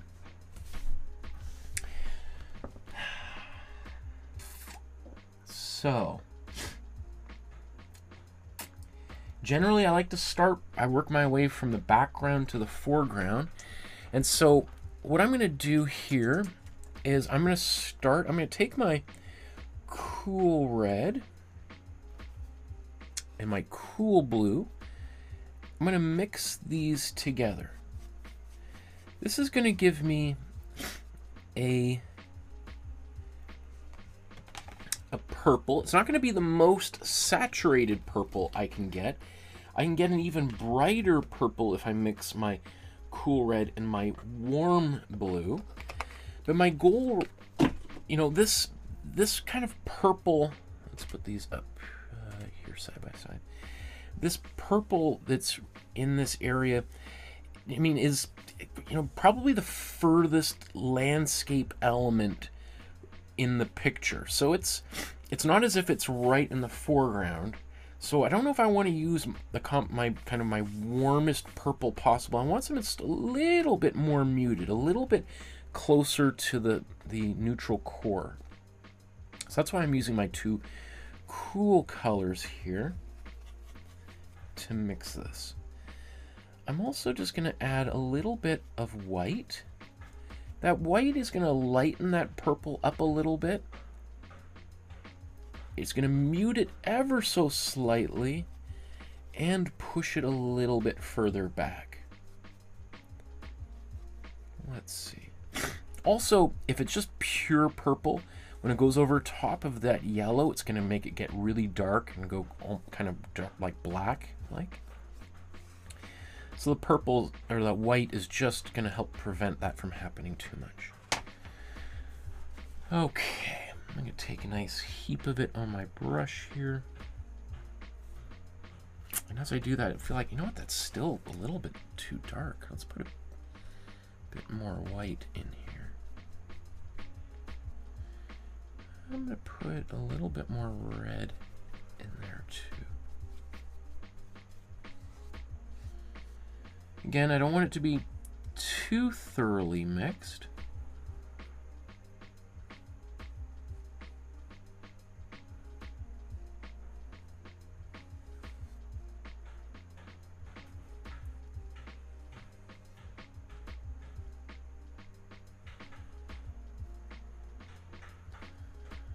As I continue to thoroughly mix it, right?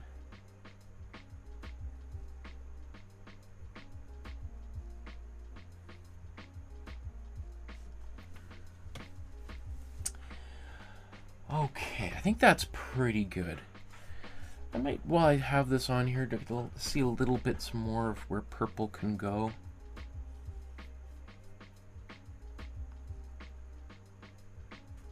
I don't know if that's purple. I'll just paint it there as a placeholder.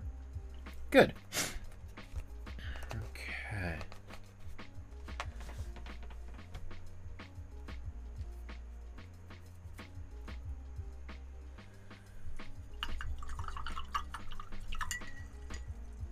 Oops.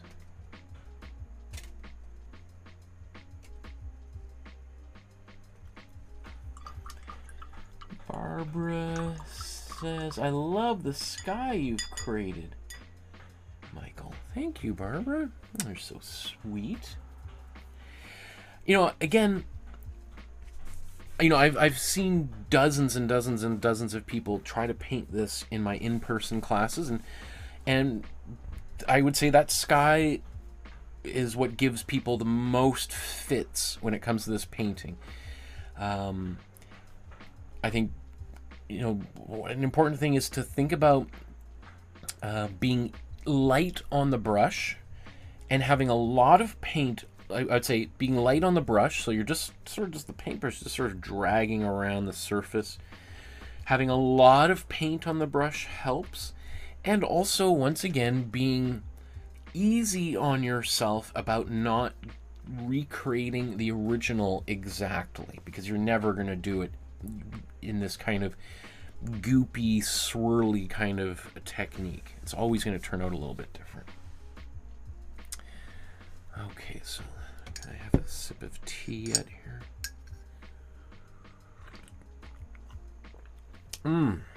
Wow. Getting on the honey train. Woo! That's delicious. Thank you, Stephanie. That honey builds the immune system. Oh, I love it. I don't, you know, honey, in my mind always seems like so indulgent, so exotic. And part of me also feels like I feel so bad for those bees that have worked so hard to make that honey, and then I just take it and put it, like, so that's why I've got all this honey that's been building up for years, because I just feel bad. I don't feel bad about using any other material but honey. Okay, let's do...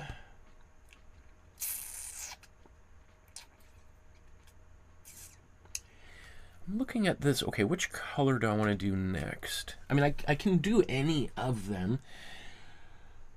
But I think what I want to do... I'm going to... And what I've said to other people before is basically just paint the rest of the landscape red. Well, you know what? Maybe I'll paint...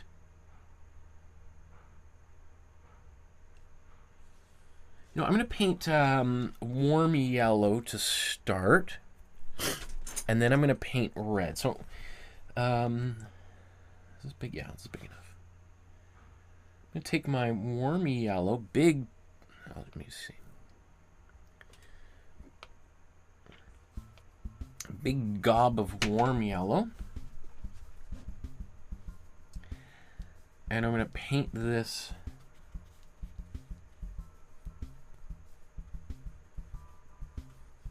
in here. Now I want to try to at least initially be careful about not touching the purple, because it's going to mix really quickly, and that yellow and the purple are going to go black very quickly. So I just want to get this color in first, and then maybe allow a little bit of smearing and smudging to happen. You can see it kind of starts going kind of greenish. Okay. Next thing I'm going to do now is I'm going to take, and I'm not even going to bother cleaning my brush. I'm going to take this yellow on my brush. I don't even mind if there's that green on there. I'm going to take my warm red, and I'm just going to smear this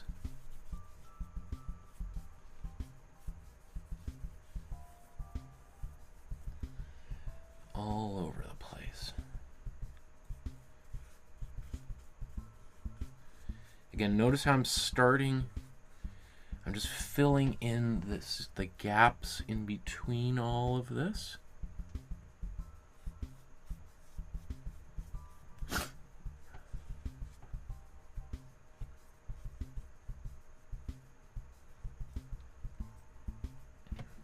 Okay. Go to these edges.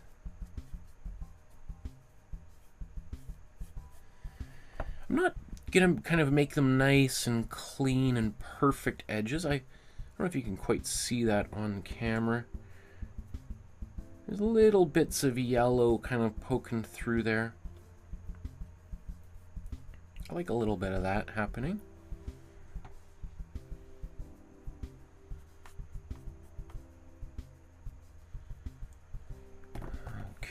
Okay. And now I'm going to start getting up closer to these other colors.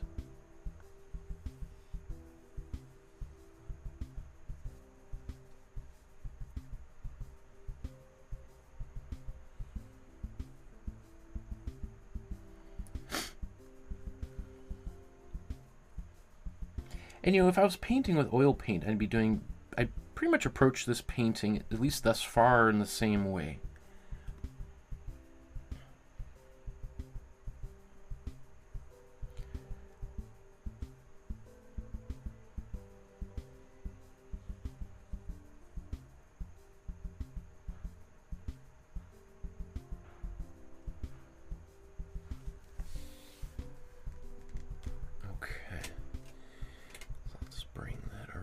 Back there so you can see how it's developing. Now what I want to do is mix a brown,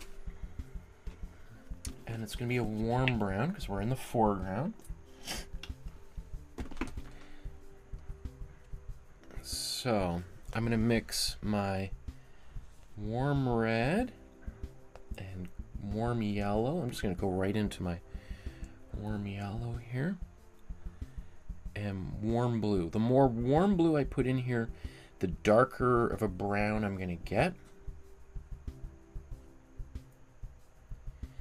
So maybe I'm going to start with this. Again, notice how this color's not all, you know, properly mixed. It's all still kind of in swirls. Maybe let's get a little bit closer here.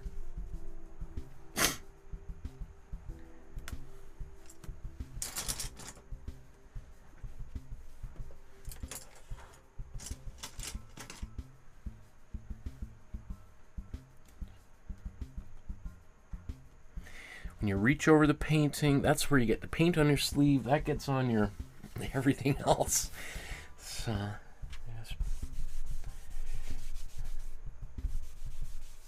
yes. Okay, so I've got this paint on here. Where do I want to put this?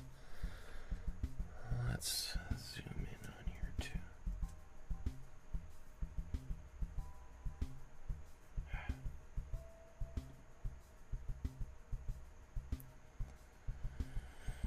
There's not a lot of place for this lighter brown.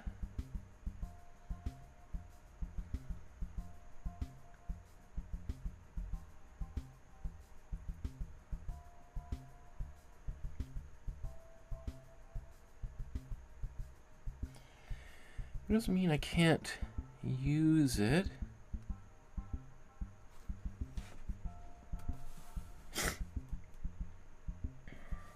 Let's go all the way to the other side here.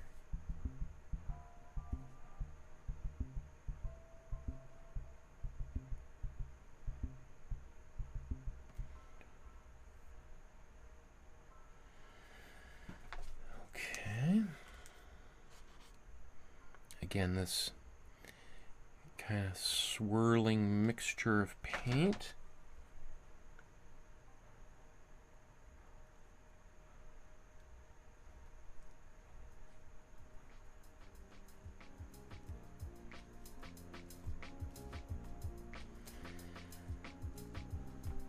Okay. Now I'm going to take more warm blue. And I'm just going to gently mix it into this mixture. That warm blue is going to give me a much darker brown.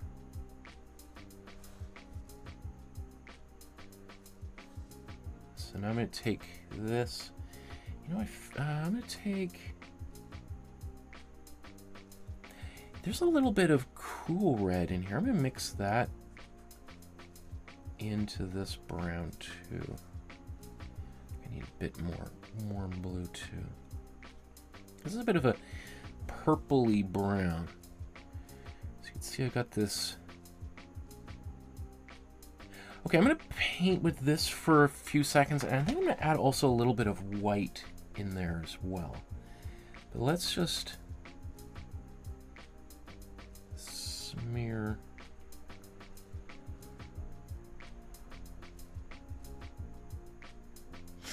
I feel like this could be way more purple now that I look at it.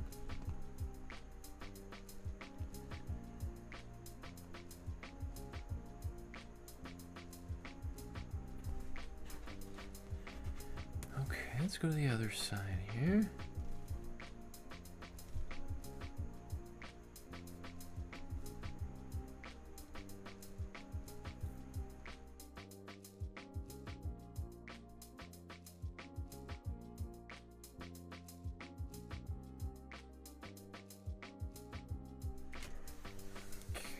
Oops. Let's get more of that paint.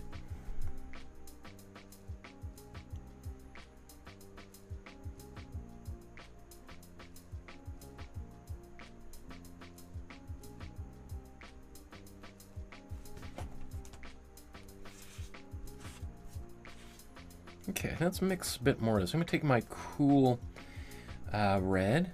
Let's take big scoops of it. My warm blue. Oops, sorry, I didn't show you where that is. So I took my cool red, my warm blue. I'm going to mix this lightly in there. Let's take some of this white. I don't know if I want too much of it. And kind of sprinkle it a little bit in here. And now I'm going to take this color Wow, look at how that mixes. Ooh, so goopy and gross. I love it. Actually, you know what? I feel like I need a little bit more white.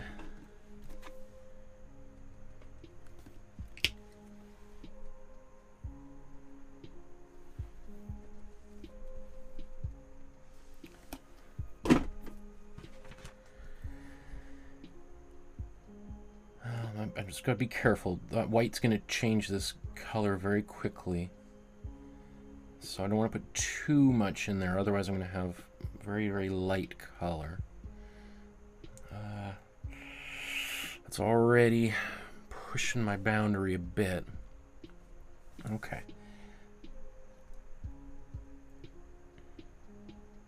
Wow. Ooh. It's been a while since I've painted with such thick, goopy paint. Love it.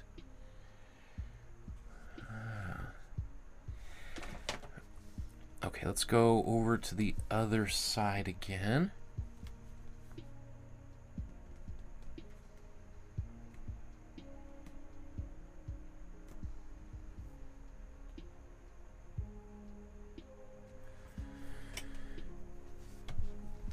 Lo says, I just want to say thank you for the free art course videos you made a couple of years ago. I'm currently watching the playlist, and it's really crazy how you make art concepts easy. Again, thank you. That's so cool. Sandra said, well, yeah, thank you so much, Lo, for saying such sweet comments there. I really appreciate that. So generous of you. That's part of my goal, is to help democratize, make art more accessible to people. I think we would live in such a more positive world if more people were making art. Awesome. Sandra says, I feel like the sky has a Michael look to it. It reminds me of the ending screen painting. Yeah, totally. That's, yeah. I mean, I've been deeply influenced by Thomson for sure. And I think that's a good thing when a little bit of your own style, your own touch comes through any painting you work on, whether it's your own painting or when you're recreating a painting by one of the great masters. I appreciate that, Sandra. Barbara says, I'm off to do some baking now. I will catch the rest later. Bye, everybody. Thanks for joining us, Barbara. Okay. Let's get more paint on the brush. Look how goopy that. Okay.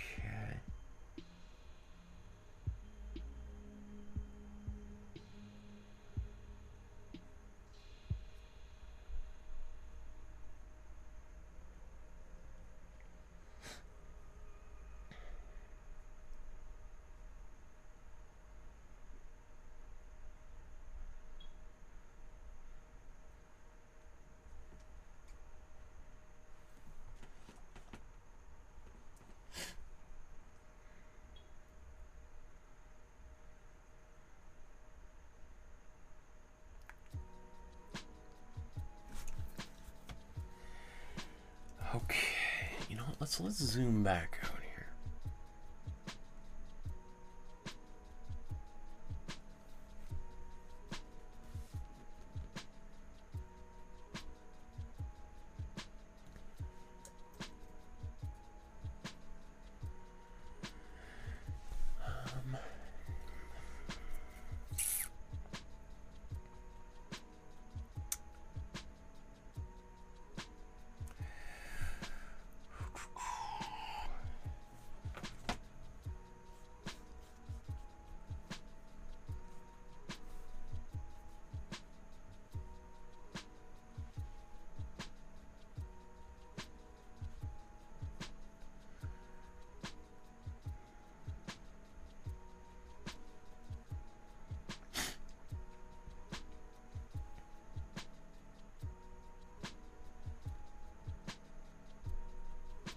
Sometimes I take red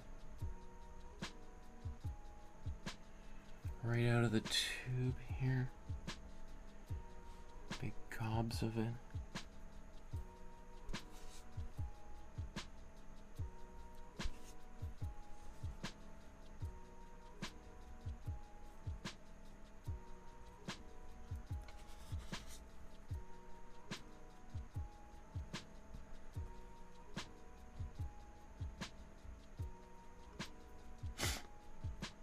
Okay, so there is some I'm not done, obviously. There's some discrepancies that we're going to work through here. I see kind of a bit of greenish browns down here. And there's some up here too. But that green, I think that's the first one is a warm green. I need a little bit more warm yellow.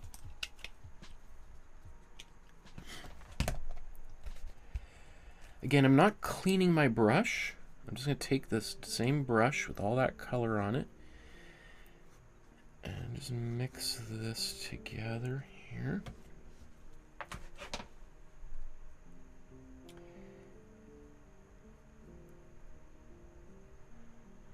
It's going to transform immediately when I get other colors on or near it. So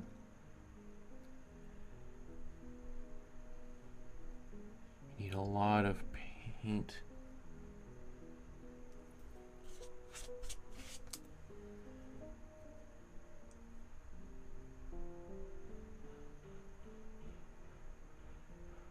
Anywhere else that green?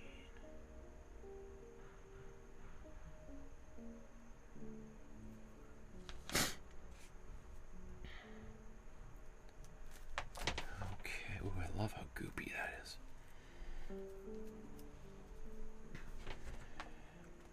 I'm gonna come back here. I feel like my yellow looks a little bit too intense, and I'm just gonna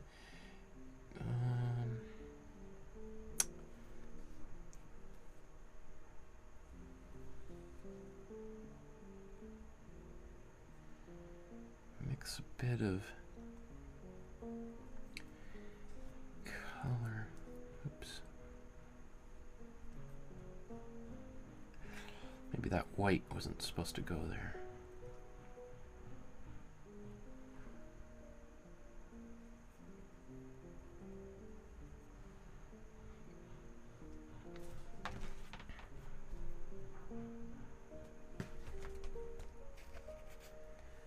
But I'll let it dry. We'll see. I also feel like maybe this purple back there needs to be more goopy. So let's paint that again. This time I'm going to take more. I'm going to be pretty generous with the amount of paint I put back there.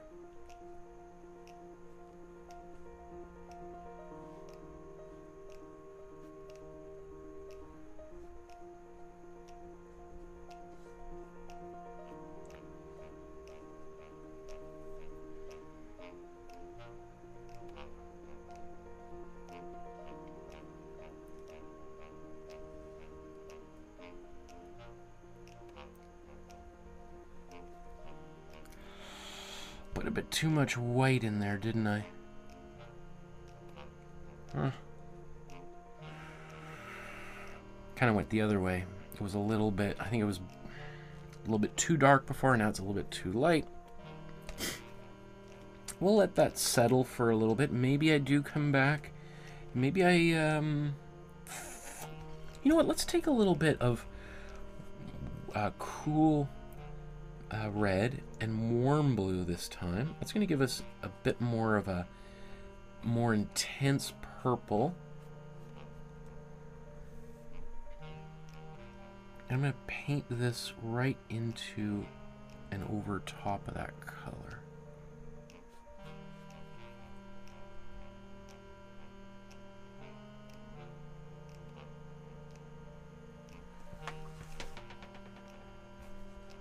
I love how goopy this is.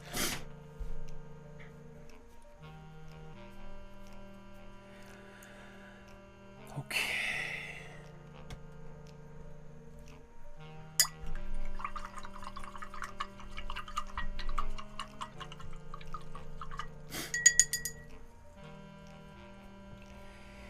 Now, I'm really happy with what's going on here. A little bit, there is this purple I just put over here that's now kind of overlapping that. I feel like now that purple feels like it's in front of these hills.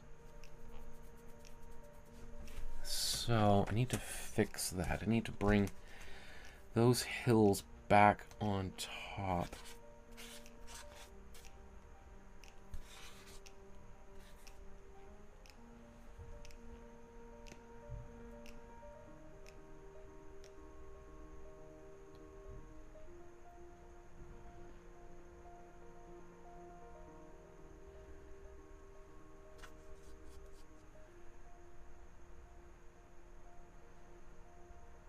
That's better. Just push that hill. I think I just wanted that to be in front of that purple. It's not exactly how he did his. I think his were actually downward brushstrokes, but that's good enough.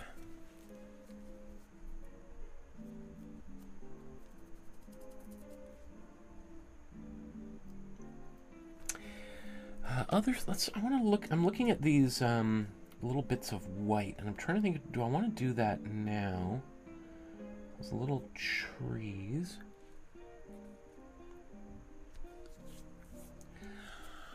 Yeah. Let's tackle that right now. I think the reason I want to tackle this.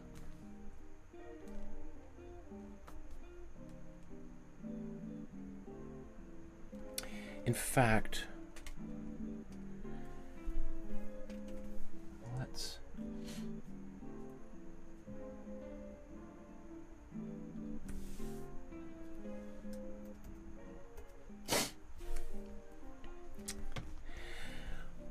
okay.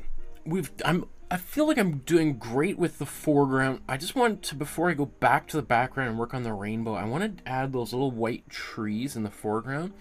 And the reason why I want to do this now is while this paint is still wet, I have an opportunity to kind of carve into these big goopy blobs of paint. And I think that's something that he was doing with his oil paint, but this painting in oil would take months and months to dry. This acrylic paint, even though it's pretty thick, it's going to start to seize up within the next like 5-10 minutes, maybe before I'm done. And so I want to kind of do that right now. So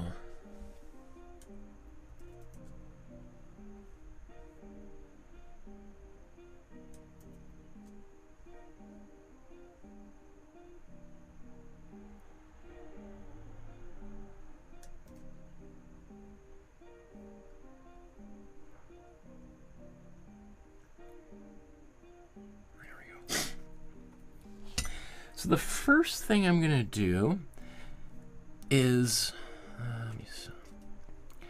I'm going to take the end of a brush, and maybe I'm going to look for a smaller brush too. I'm going to take the end of my brush and I'm going to draw into the surface. I'm going to kind of carve into it with my brush. Now I could do this with wet paint on the brush, but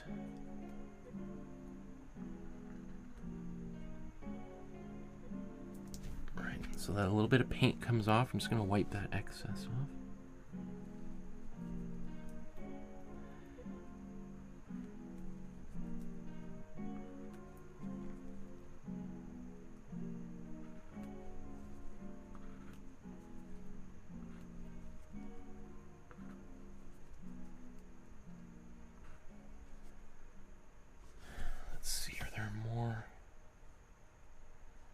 Looks like well, maybe there's a few more. Let's go all the way across.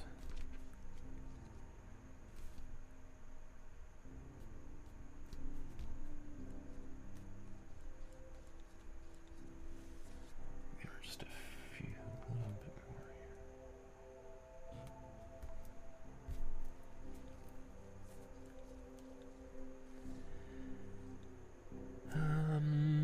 And just as I do that, I just want to think, do I want to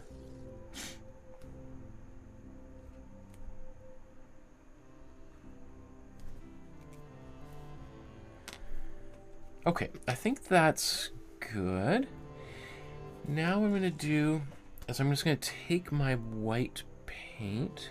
Let's go back to the left here.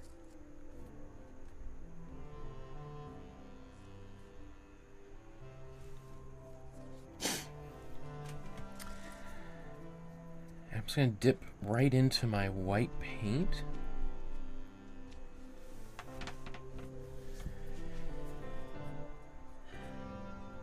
I'm just going to try to paint into these areas here.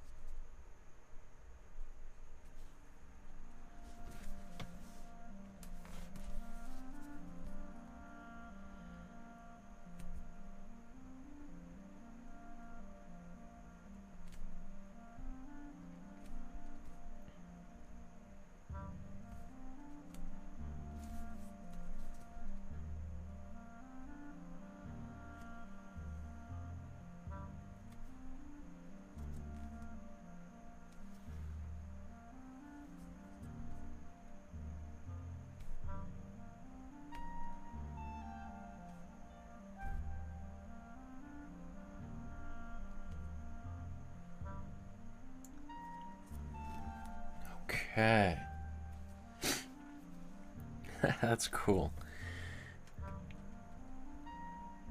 You know, one thing too, though, is despite how thick and goopy this looks right now, as it dries, the water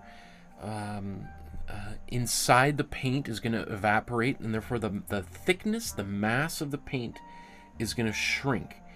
And that's what's already happened in the sky. I remember when I was painting that sky, I was like, wow, that's pretty thick.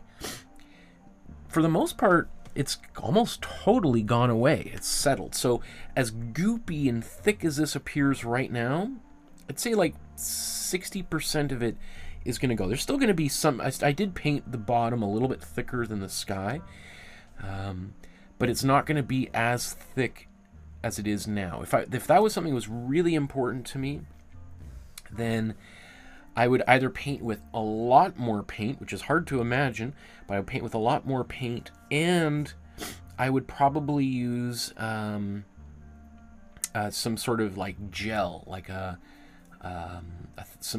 thickening gel or a wax that you can buy from your local art supply store. It's in the acrylic medium section. And I have some of it around here somewhere, but that would also help to create a thicker mixture of paint. While I'm here, just getting this set up, I also want to tackle, there's a bit of cool green back here. So, do I have any? Oh yeah, there's some, I need more cool blue.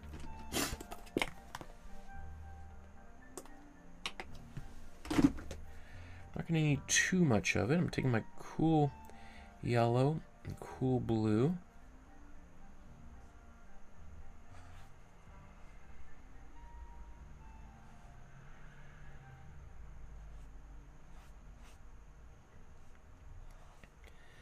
A big gob of it. Is that too intense if I paint that there?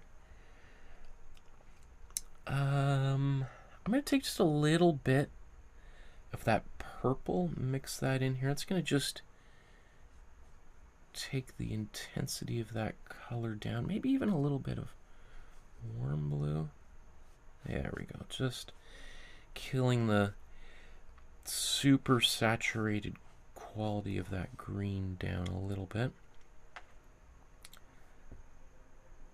Is that still going to be too bright?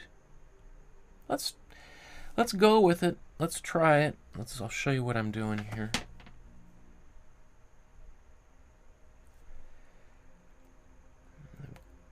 pop this right in here. You can see how quickly that purple kind of petered, or the green petered out.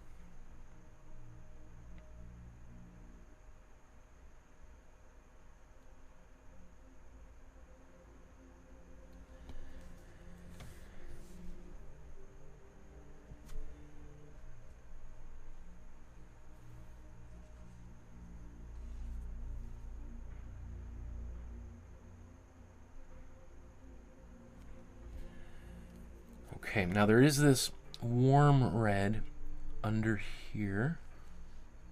I'm actually scraping this away a little bit.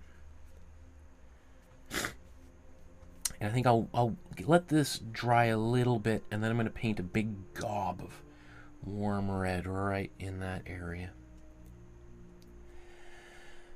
Okay.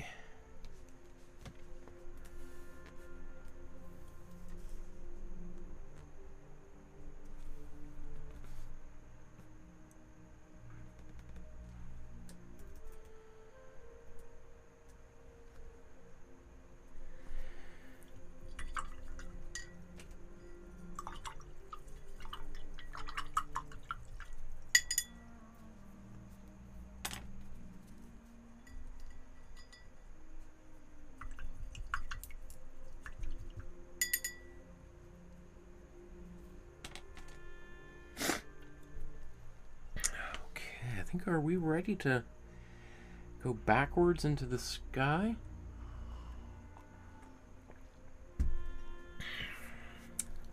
I think so.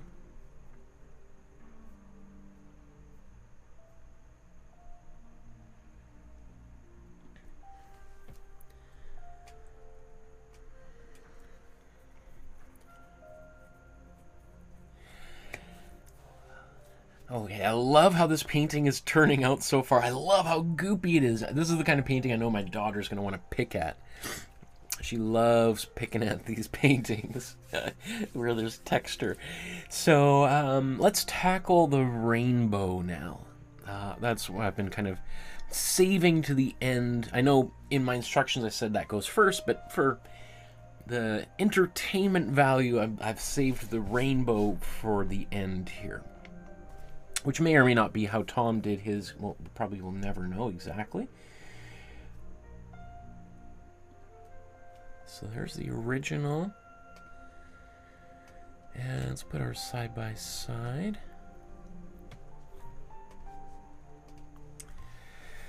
So the first thing I'm going to do here is I'm going to take. I think I'm going to need lots more white. I'm going to take some white.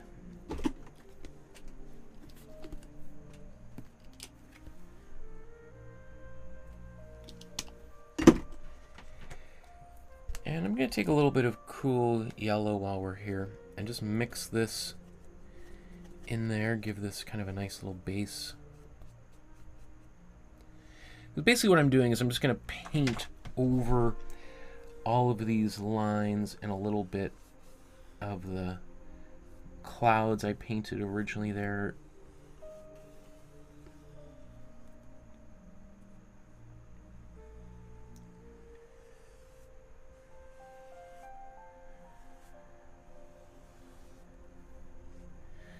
So this white is going to help block out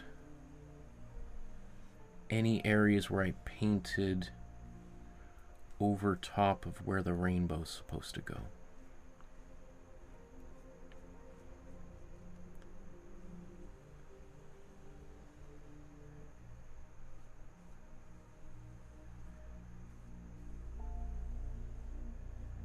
So this instance, I'm going to paint kind of thin layers, not super thin. I'm not. It's not like I'm.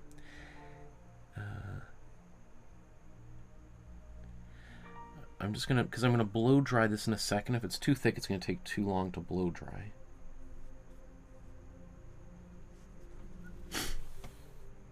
Okay, so let's blow dry that. Is that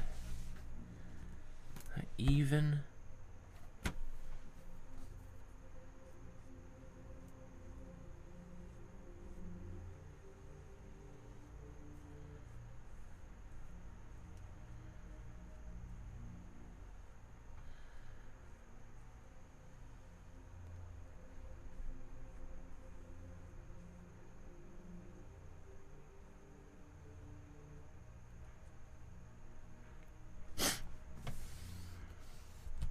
know what? I'm going to widen it a little bit.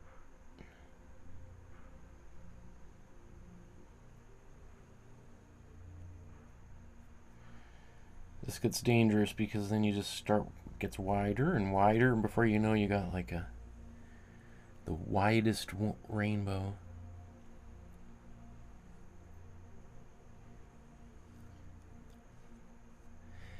I feel like widest rainbow is a tongue twister. If you try widest rainbow, before you know it, you're like widest rainbow.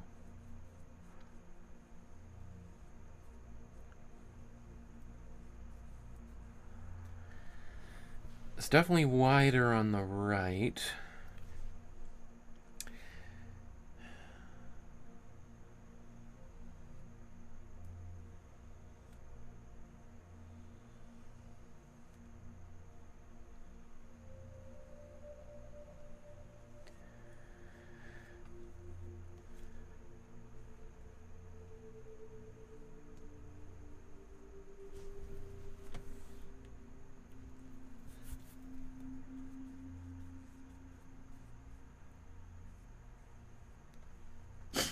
Okay, yeah, now let's blow dry this.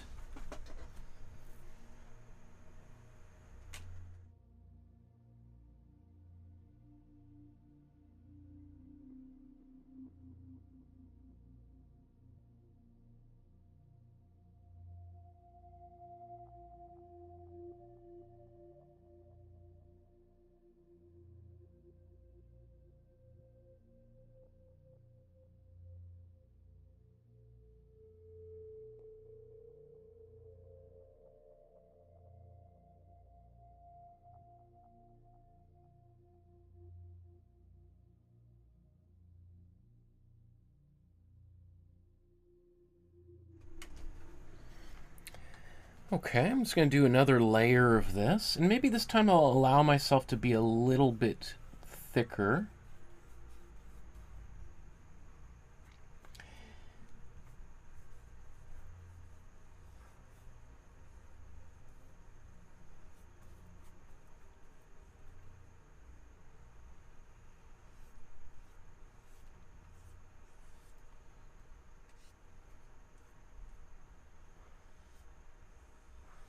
I mean, I could see some people saying, maybe I shouldn't do this at all. I should want that sky to kind of come through the rainbow a little bit more, which makes sense. But, you know, when I look at his painting, that's not what he did. And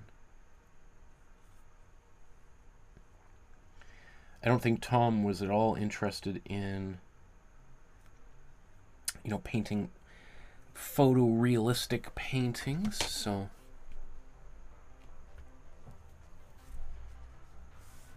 okay, I'm just gonna blow dry that one more time.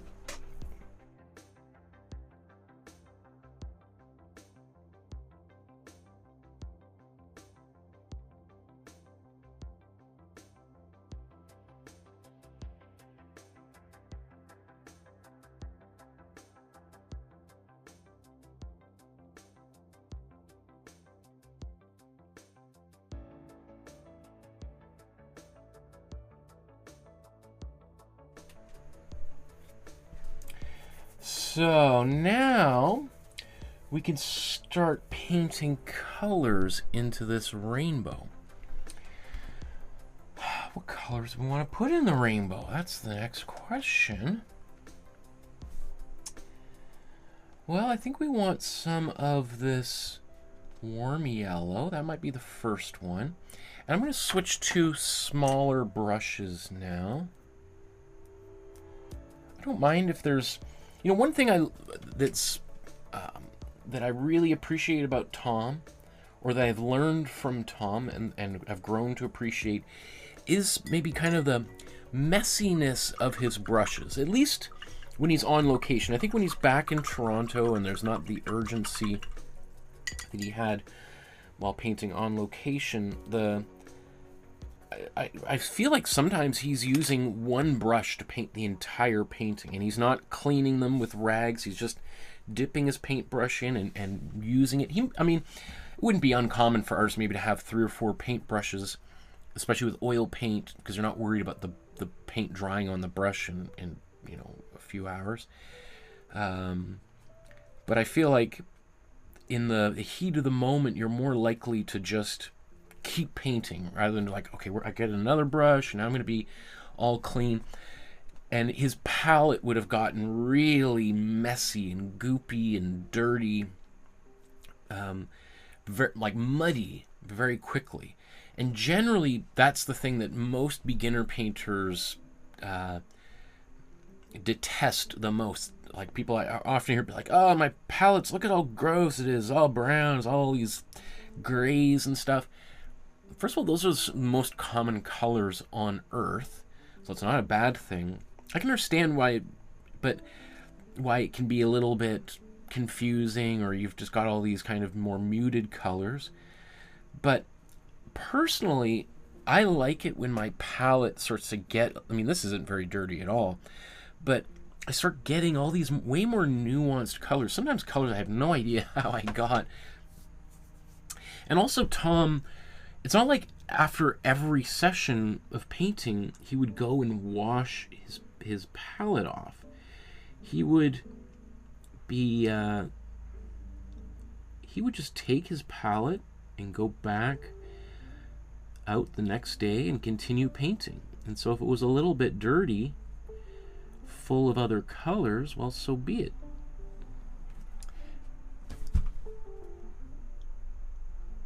So, you know, probably after a few weeks, he would probably go back in and maybe scrape out all the old paint and clean it and apply new paint in there. But it wouldn't be uncommon for an artist just to let that painting palette just get real gross and muddy, and you just start having all of these unusual colors that form.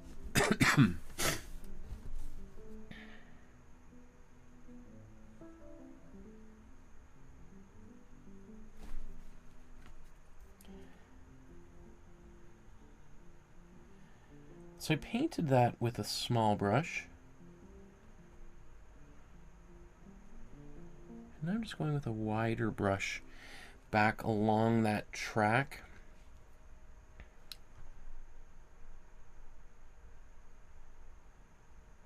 And that just helps to maybe smooth out some of the texture I had built up as I had gone across there. Okay, what color should I put in next? Maybe this is time for my cool yellow.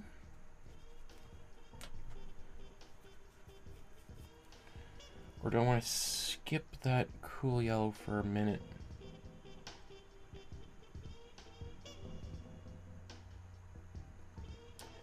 What has he got there? He's got warm yellow, cool yellow, a little bit of green, and then pink. Odd, but what if I paint? I guess I could paint my cool yellow there, or leave a gap. Paint green next, or just paint the...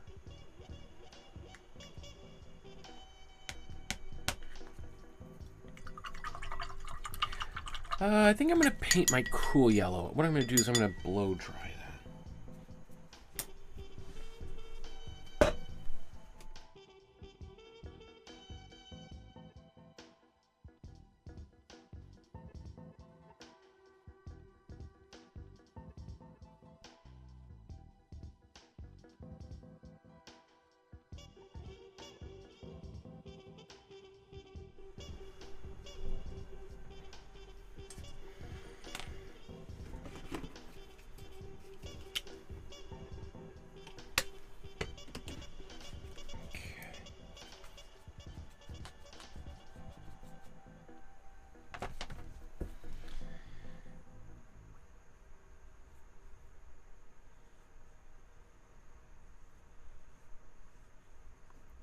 I do think, you know, the colors that he's using for the rainbow maybe a little bit more muted than mine. I think there's maybe a little bit of white in there. And I could have just left this this cool yellow stripe that I'm painting now in the rainbow. I could have probably just left it with this layer that's right there, this existing layer. I could have just left that there, but since I painted the warm yellow at full strength, I think this cool yellow would seem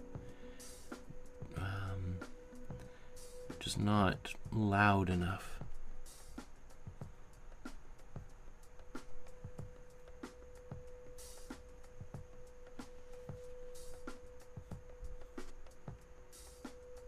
And if you know me, you know I love my colors. So I'm more than happy to amp that up a little bit. So once again, I'm going to take my brush, just a slightly wider brush, and go back over here. And it just creates a nice seam. Like, it's almost, if anything, almost a little bit too clean. I can always mess it up a little bit later on if I feel like, wow, everything looks so messy and this looks so, you know, clean. I should fix that. I could, but I won't. Or at least maybe not yet. Maybe I will, but okay. Next, we've got a green, and it's a very bright, cool green.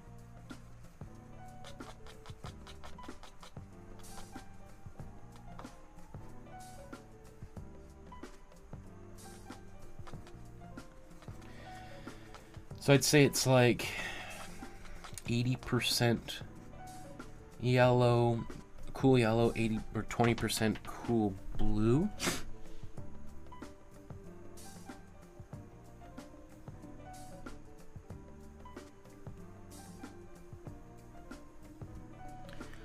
Now, do I want to go all the way across? His just sort of stops there and reappears here. I don't know. I am gonna go. Should I go right across? Yeah, let's go right across.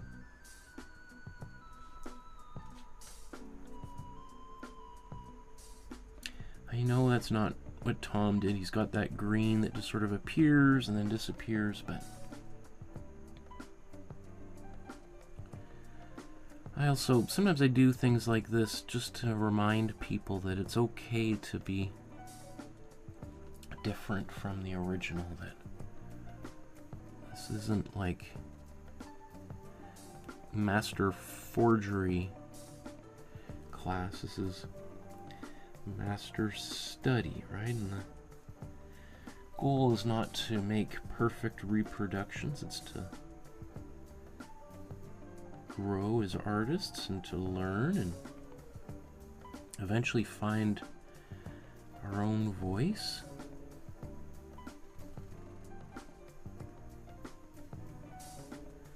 And so if, as you're working on this painting, you feel inspired to put different colors in the rainbow, maybe even blues and purples, that you should feel welcome and entitled to do just that.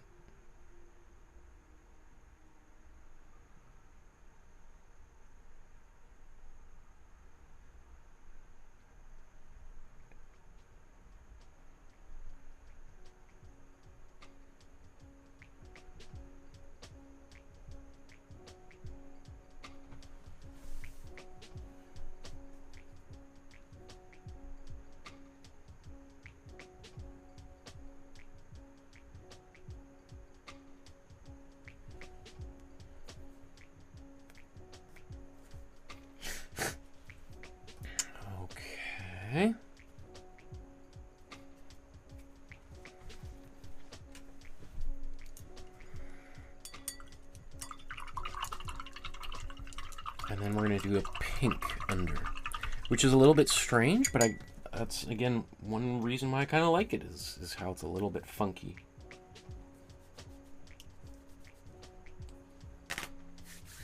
I am going to blow dry this because that pink and the green are not going to play well, so just tackle.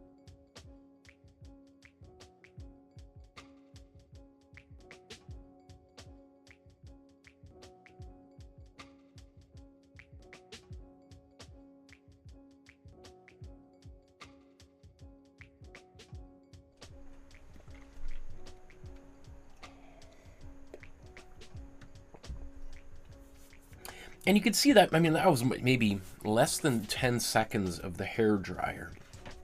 It wasn't like a lot, just enough just to get some of the top coat just a little bit more dry. Okay, I'm going to take my cool red, mix that into some of this white.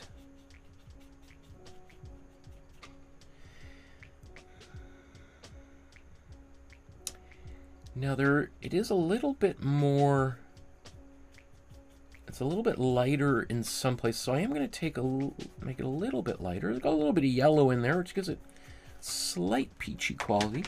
I'm using my cool red as opposed to my warm red, because that's going to give me a bit more of a hot pink. The irony is that hot pink is made using cool red.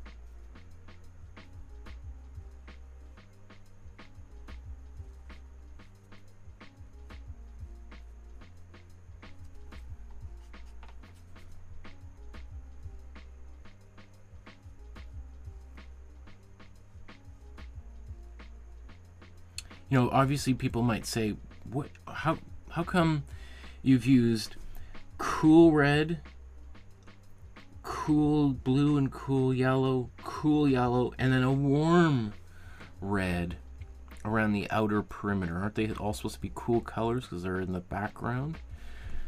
Well, I guess technically yes, but that's not really what Tom himself did here.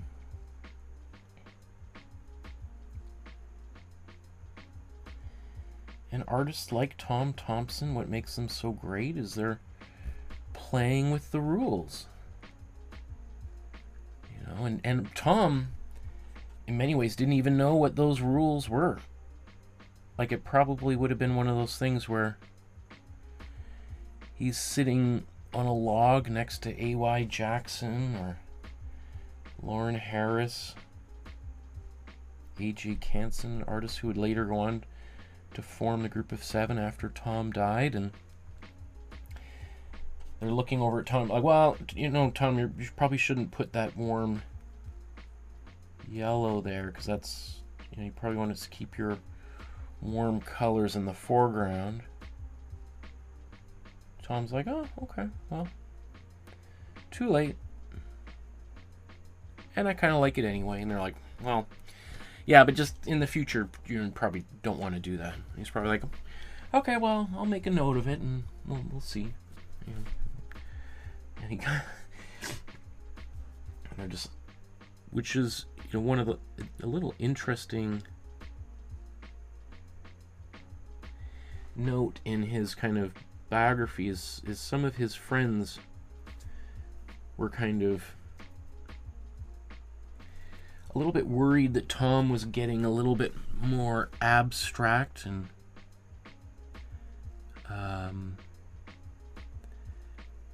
that they were thinking he was in danger of kind of going into a cubist phase. Like, I'm trying to remember who wrote a letter about that, about Tom being a bit of they were kind of worried about him being a little bit too avant-garde. Because for all of the talk about the Group of Seven being this, boundary-pushing group, in many ways they were quite conservative, at least when we think of, like, what was happening in the broader world of art outside of Canada.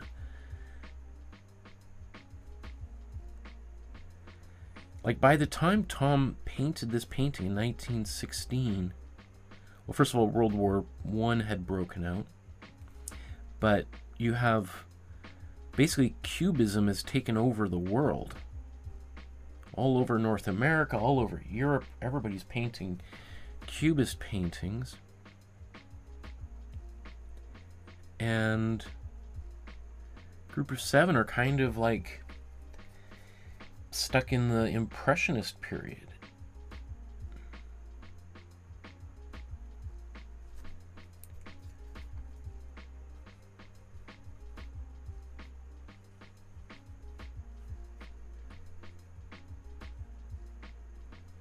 Which goes to show you a little bit of how behind the times Canadian art was compared to what was going on elsewhere.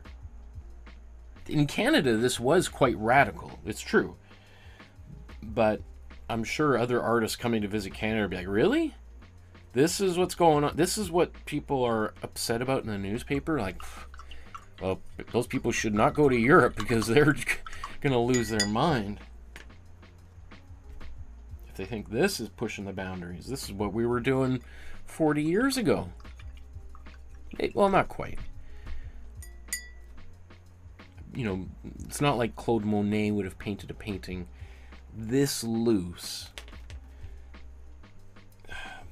Group of Seven is sort of like a combination between Fauvism and Impressionism. Fauvism being kind of the movement spearheaded by Matisse.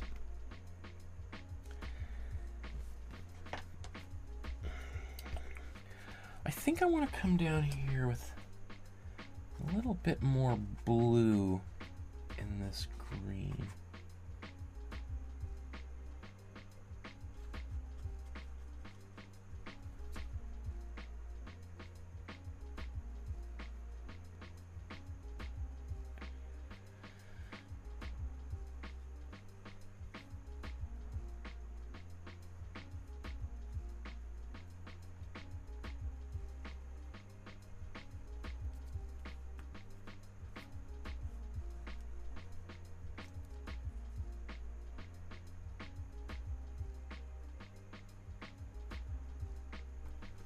Is it really windy out there? Wow.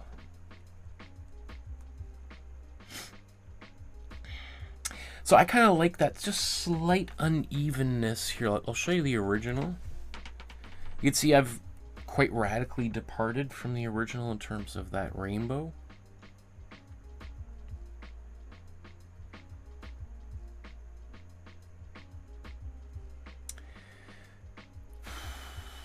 Okay, I think that's getting pretty good.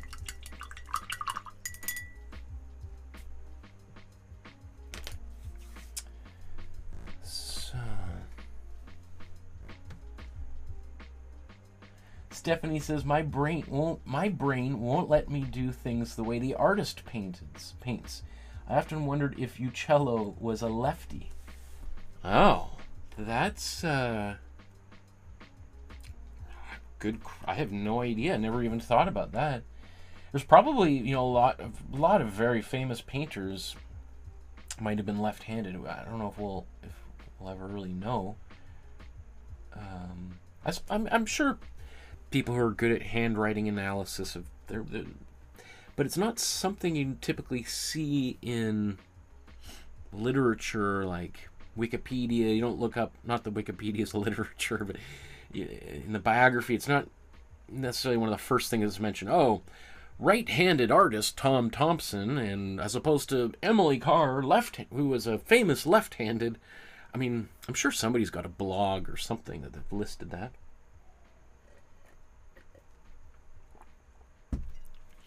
But my understanding, and I could be just spreading rumors, is that there's a higher number of, or that it's more common for left-handed people to be artists. I could be totally wrong. Somebody feel free to correct me in the chat there, but that's my understanding, is left-handed people tend to be a little bit more on the creative side of things. Well, I don't know. Could be wrong. Feel free to correct me, as I said. No, here's an essay I found proving you wrong again. Okay, what am I doing here? I'm trying to have conversations with myself. Okay, we are almost done. Just tiny little finishing touches I want to do. Little bits in the foreground, maybe a little. I don't know. Do I want to do anything in the sky? Let's talk about it. So we're very close to wrapping this painting up. Let's take a look at the original, and let's take a look at where I'm at the moment. And so I think probably if we look at the bottom half of my painting, it looks close to the original. The top half, obviously, the rainbow I've painted differently, a lot more green, clearly in the center, or in one of the four bands, and then also the sky having that yellowish quality to it. And so I might tackle that here in a moment. I think I do want to come back in with a little bit of my warm yellow and just touch this up in a little bit of warm red in here. So I'm going to do that first. Let's take our warm yellow. I think I'm just going to paint this right over top.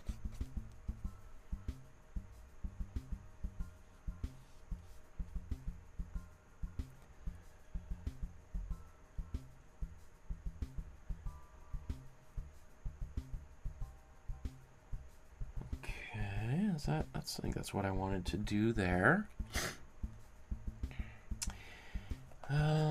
Next, I think I can probably use this brush. Let's take this warm red. I'm going to take just a, because I don't have much white left on here. I need to get a little bit more white. I just have to find my tube. There we are. Okay.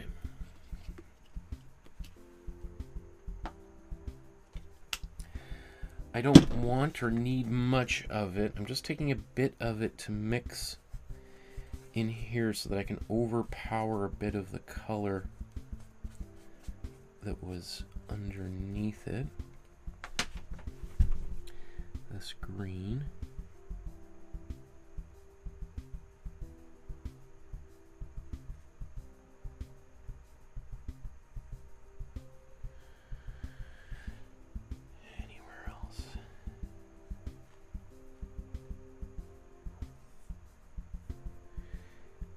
So yes, this has a bit of a pinkish quality. Oh, it's not on camera. Has a bit of a pinkish quality. I'm going to go back over it with pure red here in a moment. Just adding a little bit of that white is going to make the red that I paint over it a bit brighter.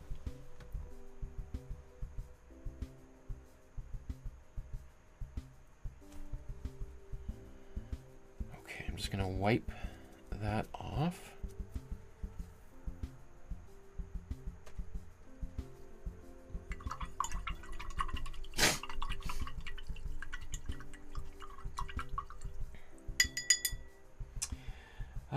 Stephanie says, my grandma taught me to crochet. She was a lefty, but for me it was backwards.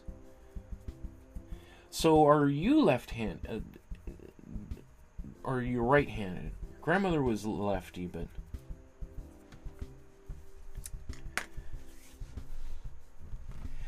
I do a lot of things left-handed, especially when I was a kid. I used to play hockey. I played goaltender, and I found it a lot easier to catch with my left hand. Was it my right? I can't remember what it was, which is quite unusual, and also the equipment is like triple the price. So my parents are like, "You sure you don't want this? You sure you use that hand to do it? Because it would be like $500 less." And yeah, so even though I do most of the thing, paint with my right hand, draw with my right hand, I do use my left hand all the time, probably more than most other artists do.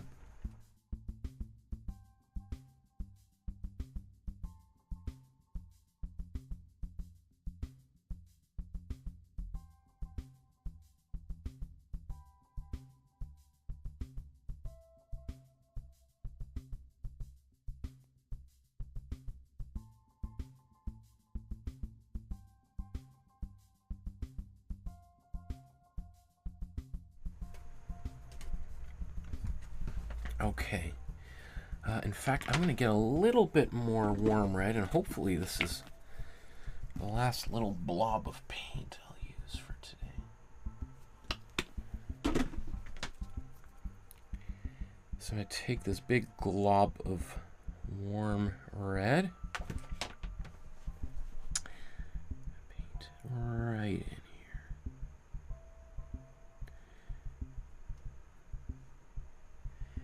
Because of that pink that was underneath, it really glows. It looks real. Wow, it's almost a little bit much, to be quite frank.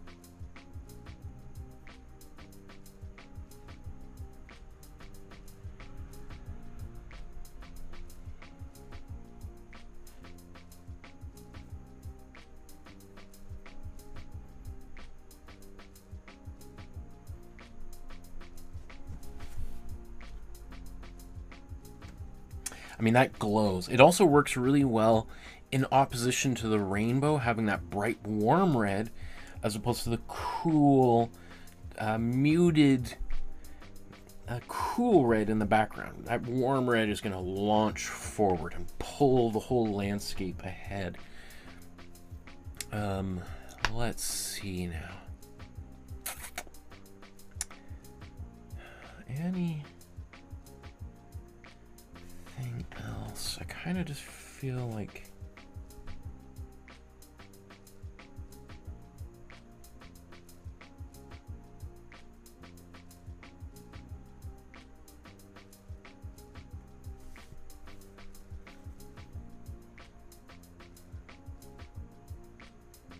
So I'm just trying to paint a little bit over top of some of this red so that it's like kind of my goal often is I kind of want to complicate the like, okay, so when I'm all these episodes, I'm sort of like trying to rewind and deduce how the original artist painted the painting using little clues that the artist left behind. But artists don't always work in a clear, linear fashion. They sometimes go a little bit back and forth, or do what I do, kind of like these passes, like cycle through the painting, background, foreground, background, foreground, background, foreground. And that kind of makes it more complicated. You're looking at like, well, that is certainly over top of that, but that is over top of that. So what came first? Well, it's probably a little bit of both. You know, that color and then going back into the palette and painting over that color. So it's kind of this woven texture where it becomes a little bit less clear as to what was done when, in what order. And I think that's a little secret to making a painting more complex, more interesting, is just making it a little bit more difficult for someone to just kind of casually deduce the process.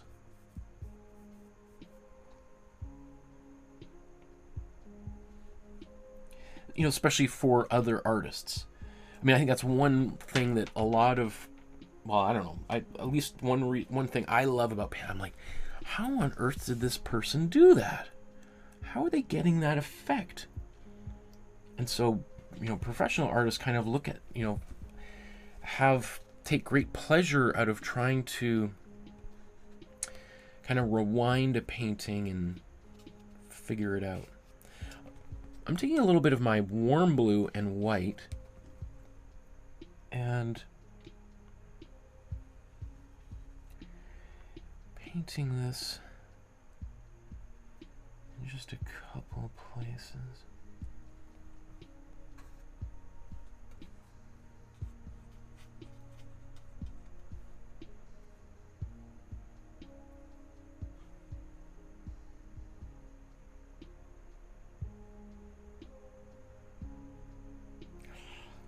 Might be a bit overkill. I should be careful here about doing too much more of this.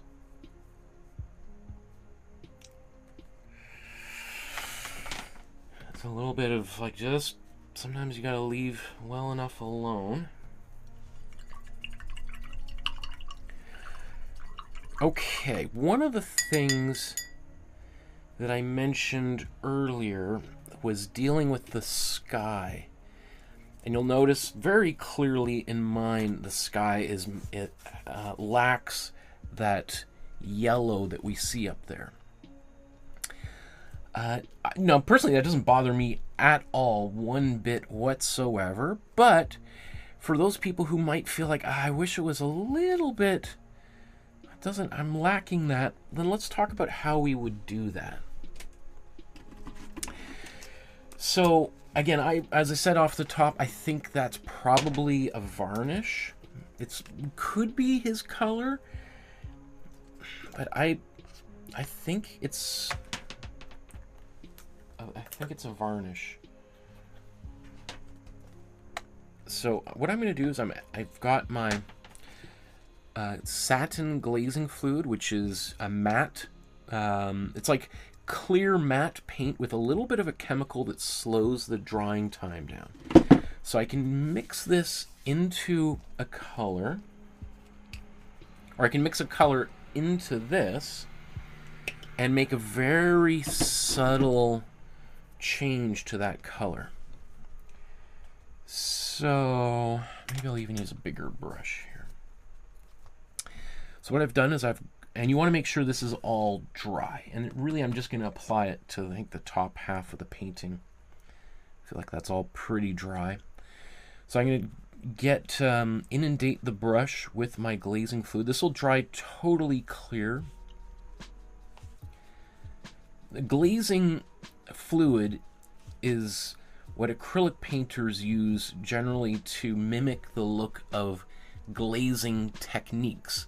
The glazing technique is essentially the way that Leonardo da Vinci painted the Mona Lisa. Like dozens of almost purely transparent paint, very subtle changes in color, and letting it dry between layers, and then going back over and doing another little thin layer of paint, so that you can't see which brush stroke you can't see any brush strokes. You don't have, it's very hard to discern what was done at first. Okay, so now I've got this paint. It's almost may even, you know, like you saw how much there was. There was maybe there's probably like 95% glazing fluid to 5% warm yellow, and yet look how much color there is there. And then I'm just gonna paint this, and I'll show you. Let's bring this back over here.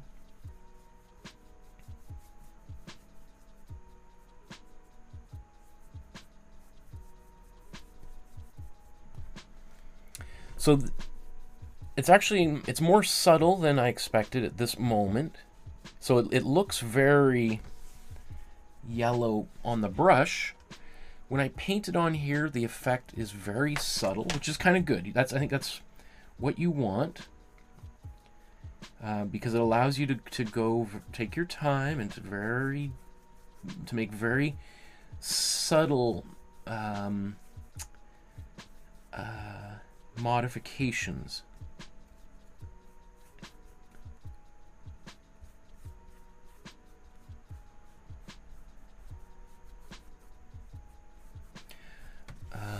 I always say glazing fluid is the timid painter's best friend, because as opposed to like, wow, there's not enough yellow, I'm gonna go back in and basically repaint the sky with more yellow in it, and then I've gone too far, now I gotta get rid of that yellow. Here I can mix a very subtle mixture, paint it over the whole thing, and now I've added like 5% yellow into the sky. And first, if I like it, boom, then I'm done. If I feel it's not enough, I'm going to blow dry it, which I will do in a second, because I don't think it's enough, and then do another layer. You want to make sure it's dry before you do the next layer over top. Otherwise, you're just going to peel that existing layer off, which can get super frustrating. Or if I were like, oh, what have I done? If everything is dry underneath and I glaze over top of it, I can just get a wet rag or damp rag and just wipe that paint off. It gives me that kind of undo button option if I'm not happy with it. So, you know, it might be very hard to see what, if any, change I've done to this painting. I do see, again, it's like 5% more yellow in the sky. I'm going to blow dry this, and then we'll do, I think, one more layer, and that should be good.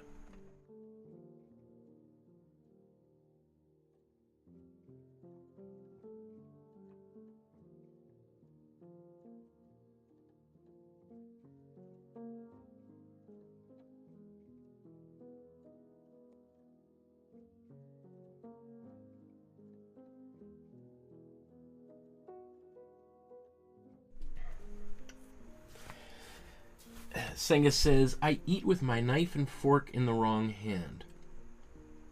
I do the same thing. I often will cut with, and then or at least I used to do a lot of, I would cut with my right hand, and then I'd take the fork and put it back in my right, and then I had a friend of mine, when I was in college, this Australian guy is like, what are you doing, mate? Yeah.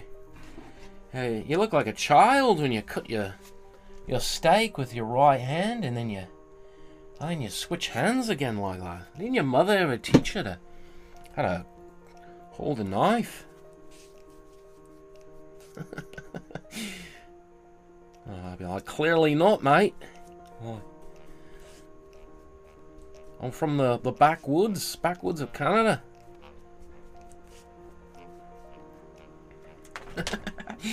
Okay, let's do a little bit more of this yellow. Let's bring the original back up.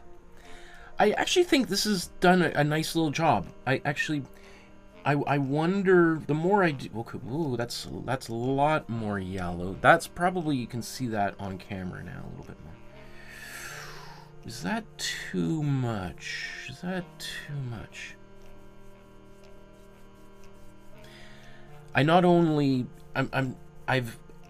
I've made this mixture has more yellow in it than it previously. So if I just did this a second coat of the previous mixture, it would look like 10% more yellow. I added more yellow into that glazing fluid. So now this is not just 10% more yellow, it's like 20% more yellow.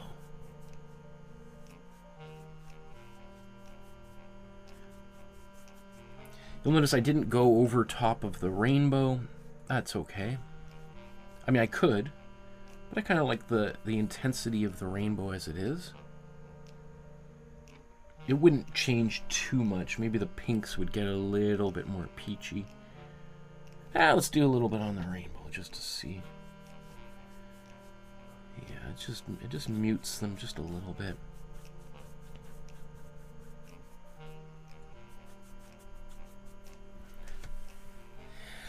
I think on camera probably it's harder to discern what I've done. In person, especially up here where I kind of started. In fact, I want to balance that. I don't want it to be too yellow up there.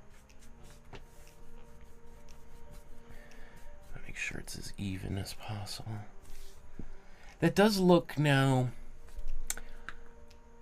again, it's not the same, but in person I can see it, and I'm a little bit afraid of going too much further because it does look quite yellow in person.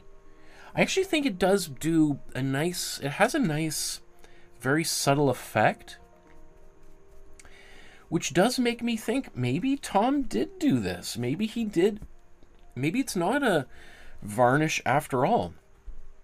Maybe he did paint the sky as I did, and then maybe had it in his cabin, and he's looking at like, I don't know, but that sky, those colors are too, that white's too intense.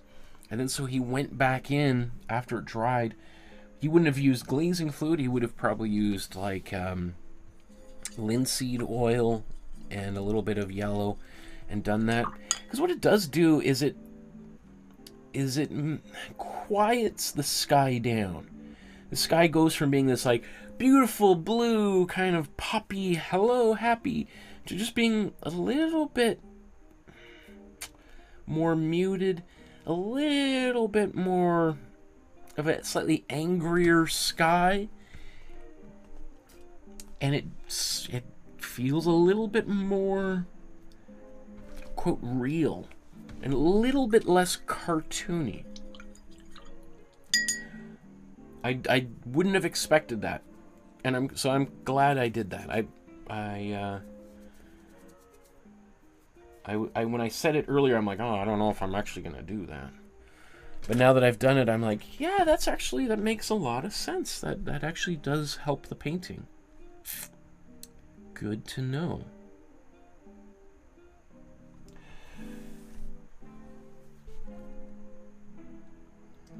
This is, yeah, everyone slags me for eating with the fork in the wrong hand.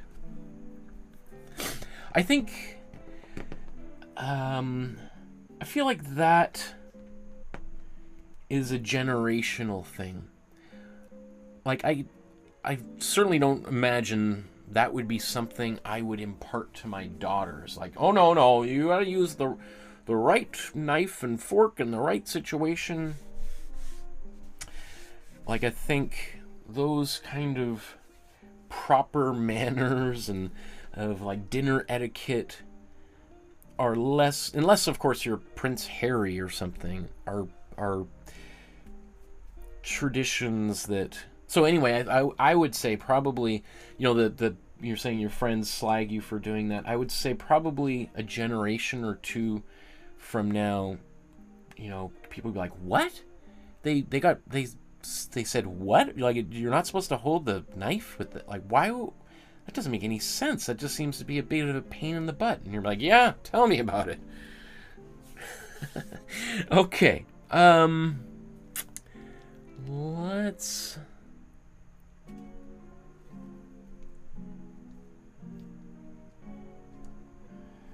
A longer episode than I thought. What did I say? 3 hours? It's 3.5 hours at this point. Okay, not bad. So we've arrived at the end of another painting session. I love how this turned out, and I can't wait for my daughter to start picking at all this goopy paint in here. Before we compare them side by side, just a little bit of admin to take care of.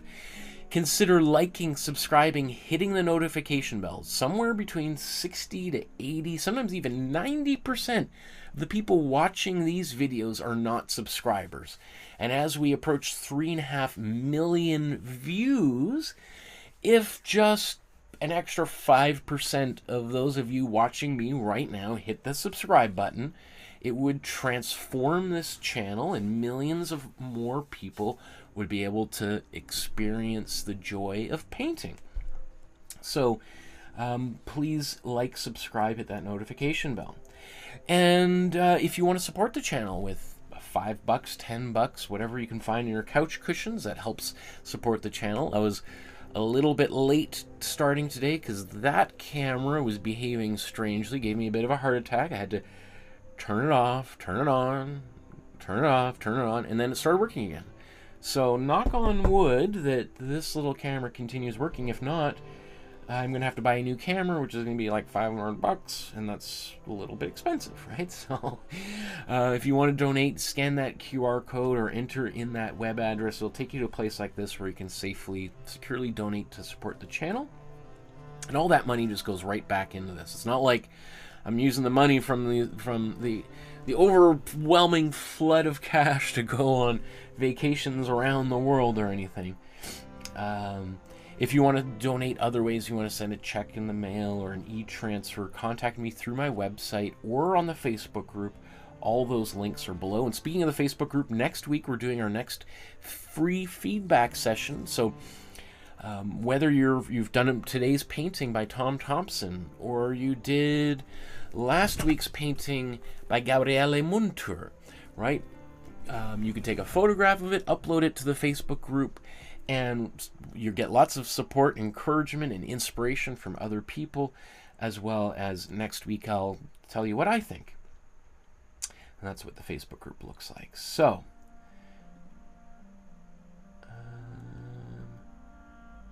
Singa says, I am loving this painting. Done it a little again and being messy. Done it on a tile again and I'm being messy. Awesome. Sandra says, thank you, Michael. Okay, there's the original. Drum roll. So there's my version. You know, and as I look at them side by side, I feel like maybe I could have gone a little bit more with the yellow. Although on camera, like I think it looks still way more blue than it is in real life. But in real life, like this to me starts looking like a varnish that is yellowed. So I don't think I want to go any further. Again, there's that weird discrepancy between what the camera sees and what my own eye sees. Sandra says, looks great. I love your version, Michael. Thank you, Sandra. And this was a lot of fun. Like, if you haven't painted this way, if you're used to painting more structured paintings, right? Like paintings like this, or paintings like this, right? I think this painting by Thomson would be something that would be, you know, a lot of fun to break you out of kind of that more precise, precision-oriented painting into something just a lot more free and wild.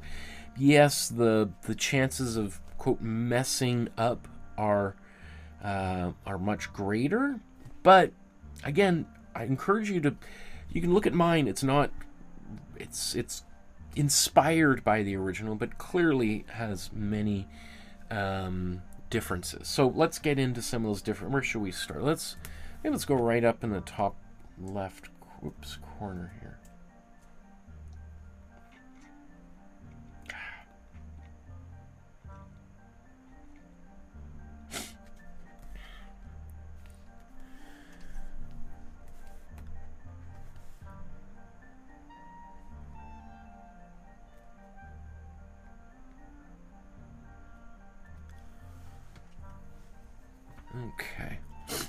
I mean, so clearly you could see side by side, there's a lot more blue in here. Although, you know, again, when I look at this, I can see the purple that's in here.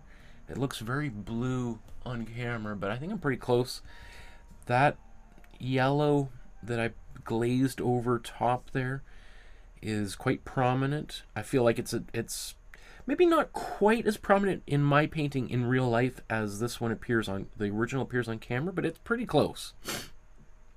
And I'm happy with that level of yellow glaze. You know, obviously you could see there's streaks of kind of this purpley blue that I put there that aren't in his painting. And again, I want to emphasize that it's just because of the way that this painting is painted. Trying to kind of paint it exactly like the original is a bit of a fool's errand. So I kind of put that in there because I also want to make clear that these streaks from that sky are continuing on the other side of the rainbow. I don't want people to think of this rainbow as like a fence that's trapped this color here. So I want that to appear like it's permeable, right? That this is in front, the rainbow's in front of the sky.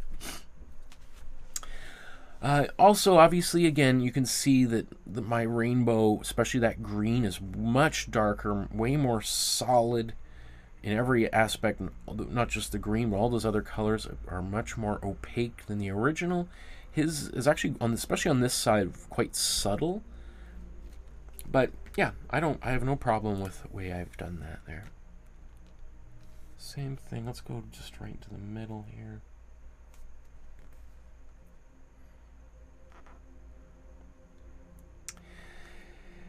Oops, let's go back up. So you'll see too that you know, these shapes in the sky here in his, you know, some of those cloud shapes are more prominent than mine. Mine feels, you know, I think like Sandra said, a little bit more like my own paintings. A little bit more ambiguity, whereas there's a little bit more solidity to his clouds.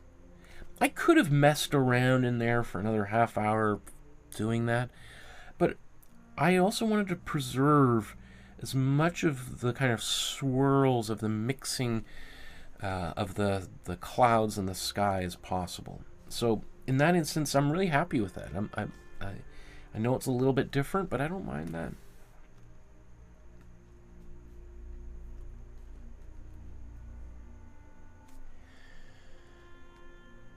Same thing here. Like, it takes, I think, a great deal of restraint not to go in and blend all those colors.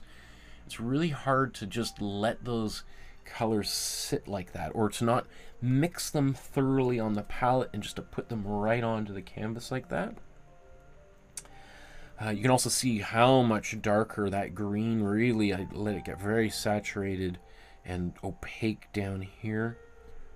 And I guess there's a little bit of, I didn't even notice this warm red appearing in there. I almost feel tempted to do that now. You know what? Yeah, I'm gonna, instead of, I'm gonna take my warm yellow, I'm gonna take a little bit of glazing fluid. I'm gonna take a tiny bit of warm red this time.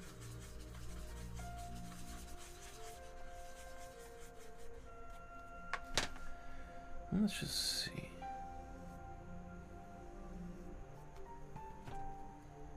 Just gonna take another little bit more.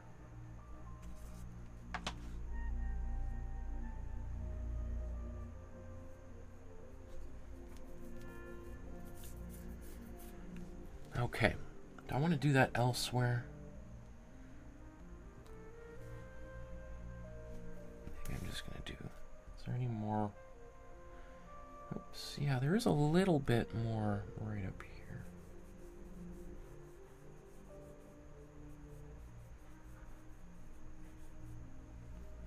Ooh, I kind of like that. Very subtle.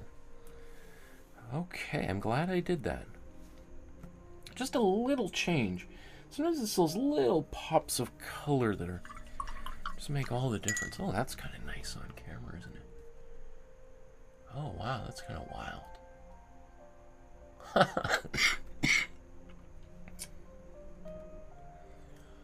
Let's go down here now.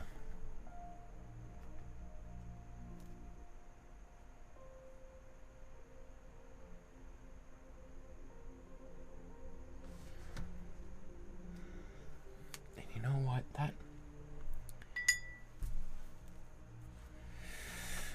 I'm kind of tempted to put just a little bit more pure cool red.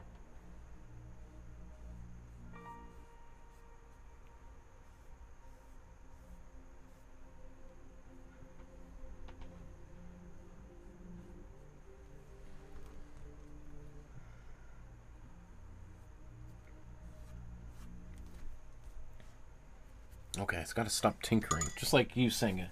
Got to stop messing with it. Yes. Okay, colors and things down here. I think I got pretty close. Again, it's not perfect, and there's definitely little changes here and there, but I like how that looks.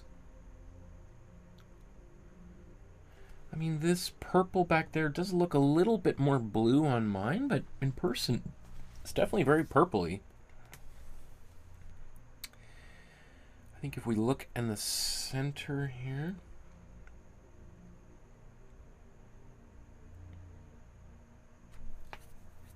you know, I did add this little blob of more warm blue down there.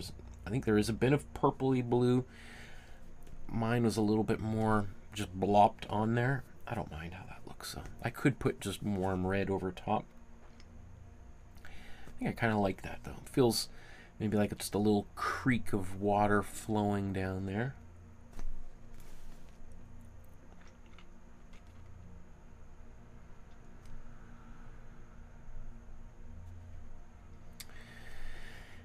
And same sort of thing. So we got all these little trees. I think I said before, I think those are, you know, stumps of trees after a fire is ravaged through this area. And maybe that's what the rainbow is. There was a fire, the rain came down, and now this is post-fire. Maybe, who knows? Maybe those little white lines are more prominent than in his.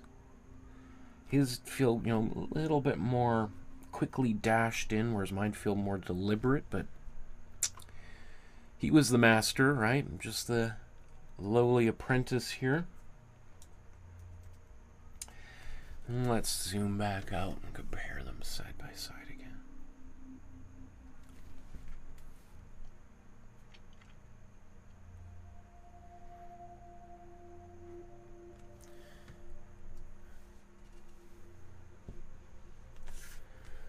Okay. I think that's pretty cool. It's good little, you know, how long did it take us? About 2 hours of painting. We cranked this out. And actually I would say that's probably a pretty good amount of time to work on this painting. Like, I think you could certainly spend 3-4 hours on the painting, but that would defeat kind of the not defeat, but it would be kind of antithetical to the process, the method that Tom used. His was all about immediacy, spontaneity, energy. And I think the slower you do this painting, the less likely you are to kind of capture that energy in a bottle. Easier said than done, right? I've been doing this for, 20 plus years of painting professionally. But I think if you can kind of even just get a taste of this technique, for some people this could be open a lot of doors to feel like, wow, I didn't really realize you could be so wild and goopy and messy. I thought that was only for little kids. And so for some people who might feel like doing a painting like Cézanne, where it's still quite painterly to a certain extent, this is dialed up by that's like number 11 on the amp, like in Spinal Tap, right? Okay, everyone, thanks again for joining me for painting along. Remember that the more that you paint, the more that you look at art, the more you support artists in your community, the more we help make our world a more beautiful and hospitable place for our fellow human citizens. I think we would live in a much more peaceful world if our world leaders took a painting class or a violin class or learned to dance or write poetry. And I think the more and more you do things like that yourself, the more it inspires the people around you to pursue more creative things as opposed to more destructive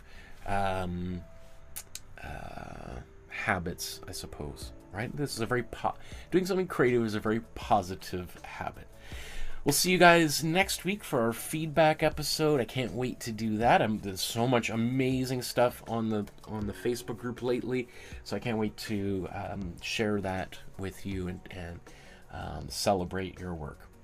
Until then, I hope everyone has a wonderful week and wonderful morning or evening, wherever you are on our beautiful planet. We are all lucky to be here. Thank you again. We'll see you very soon. Good afternoon, everybody.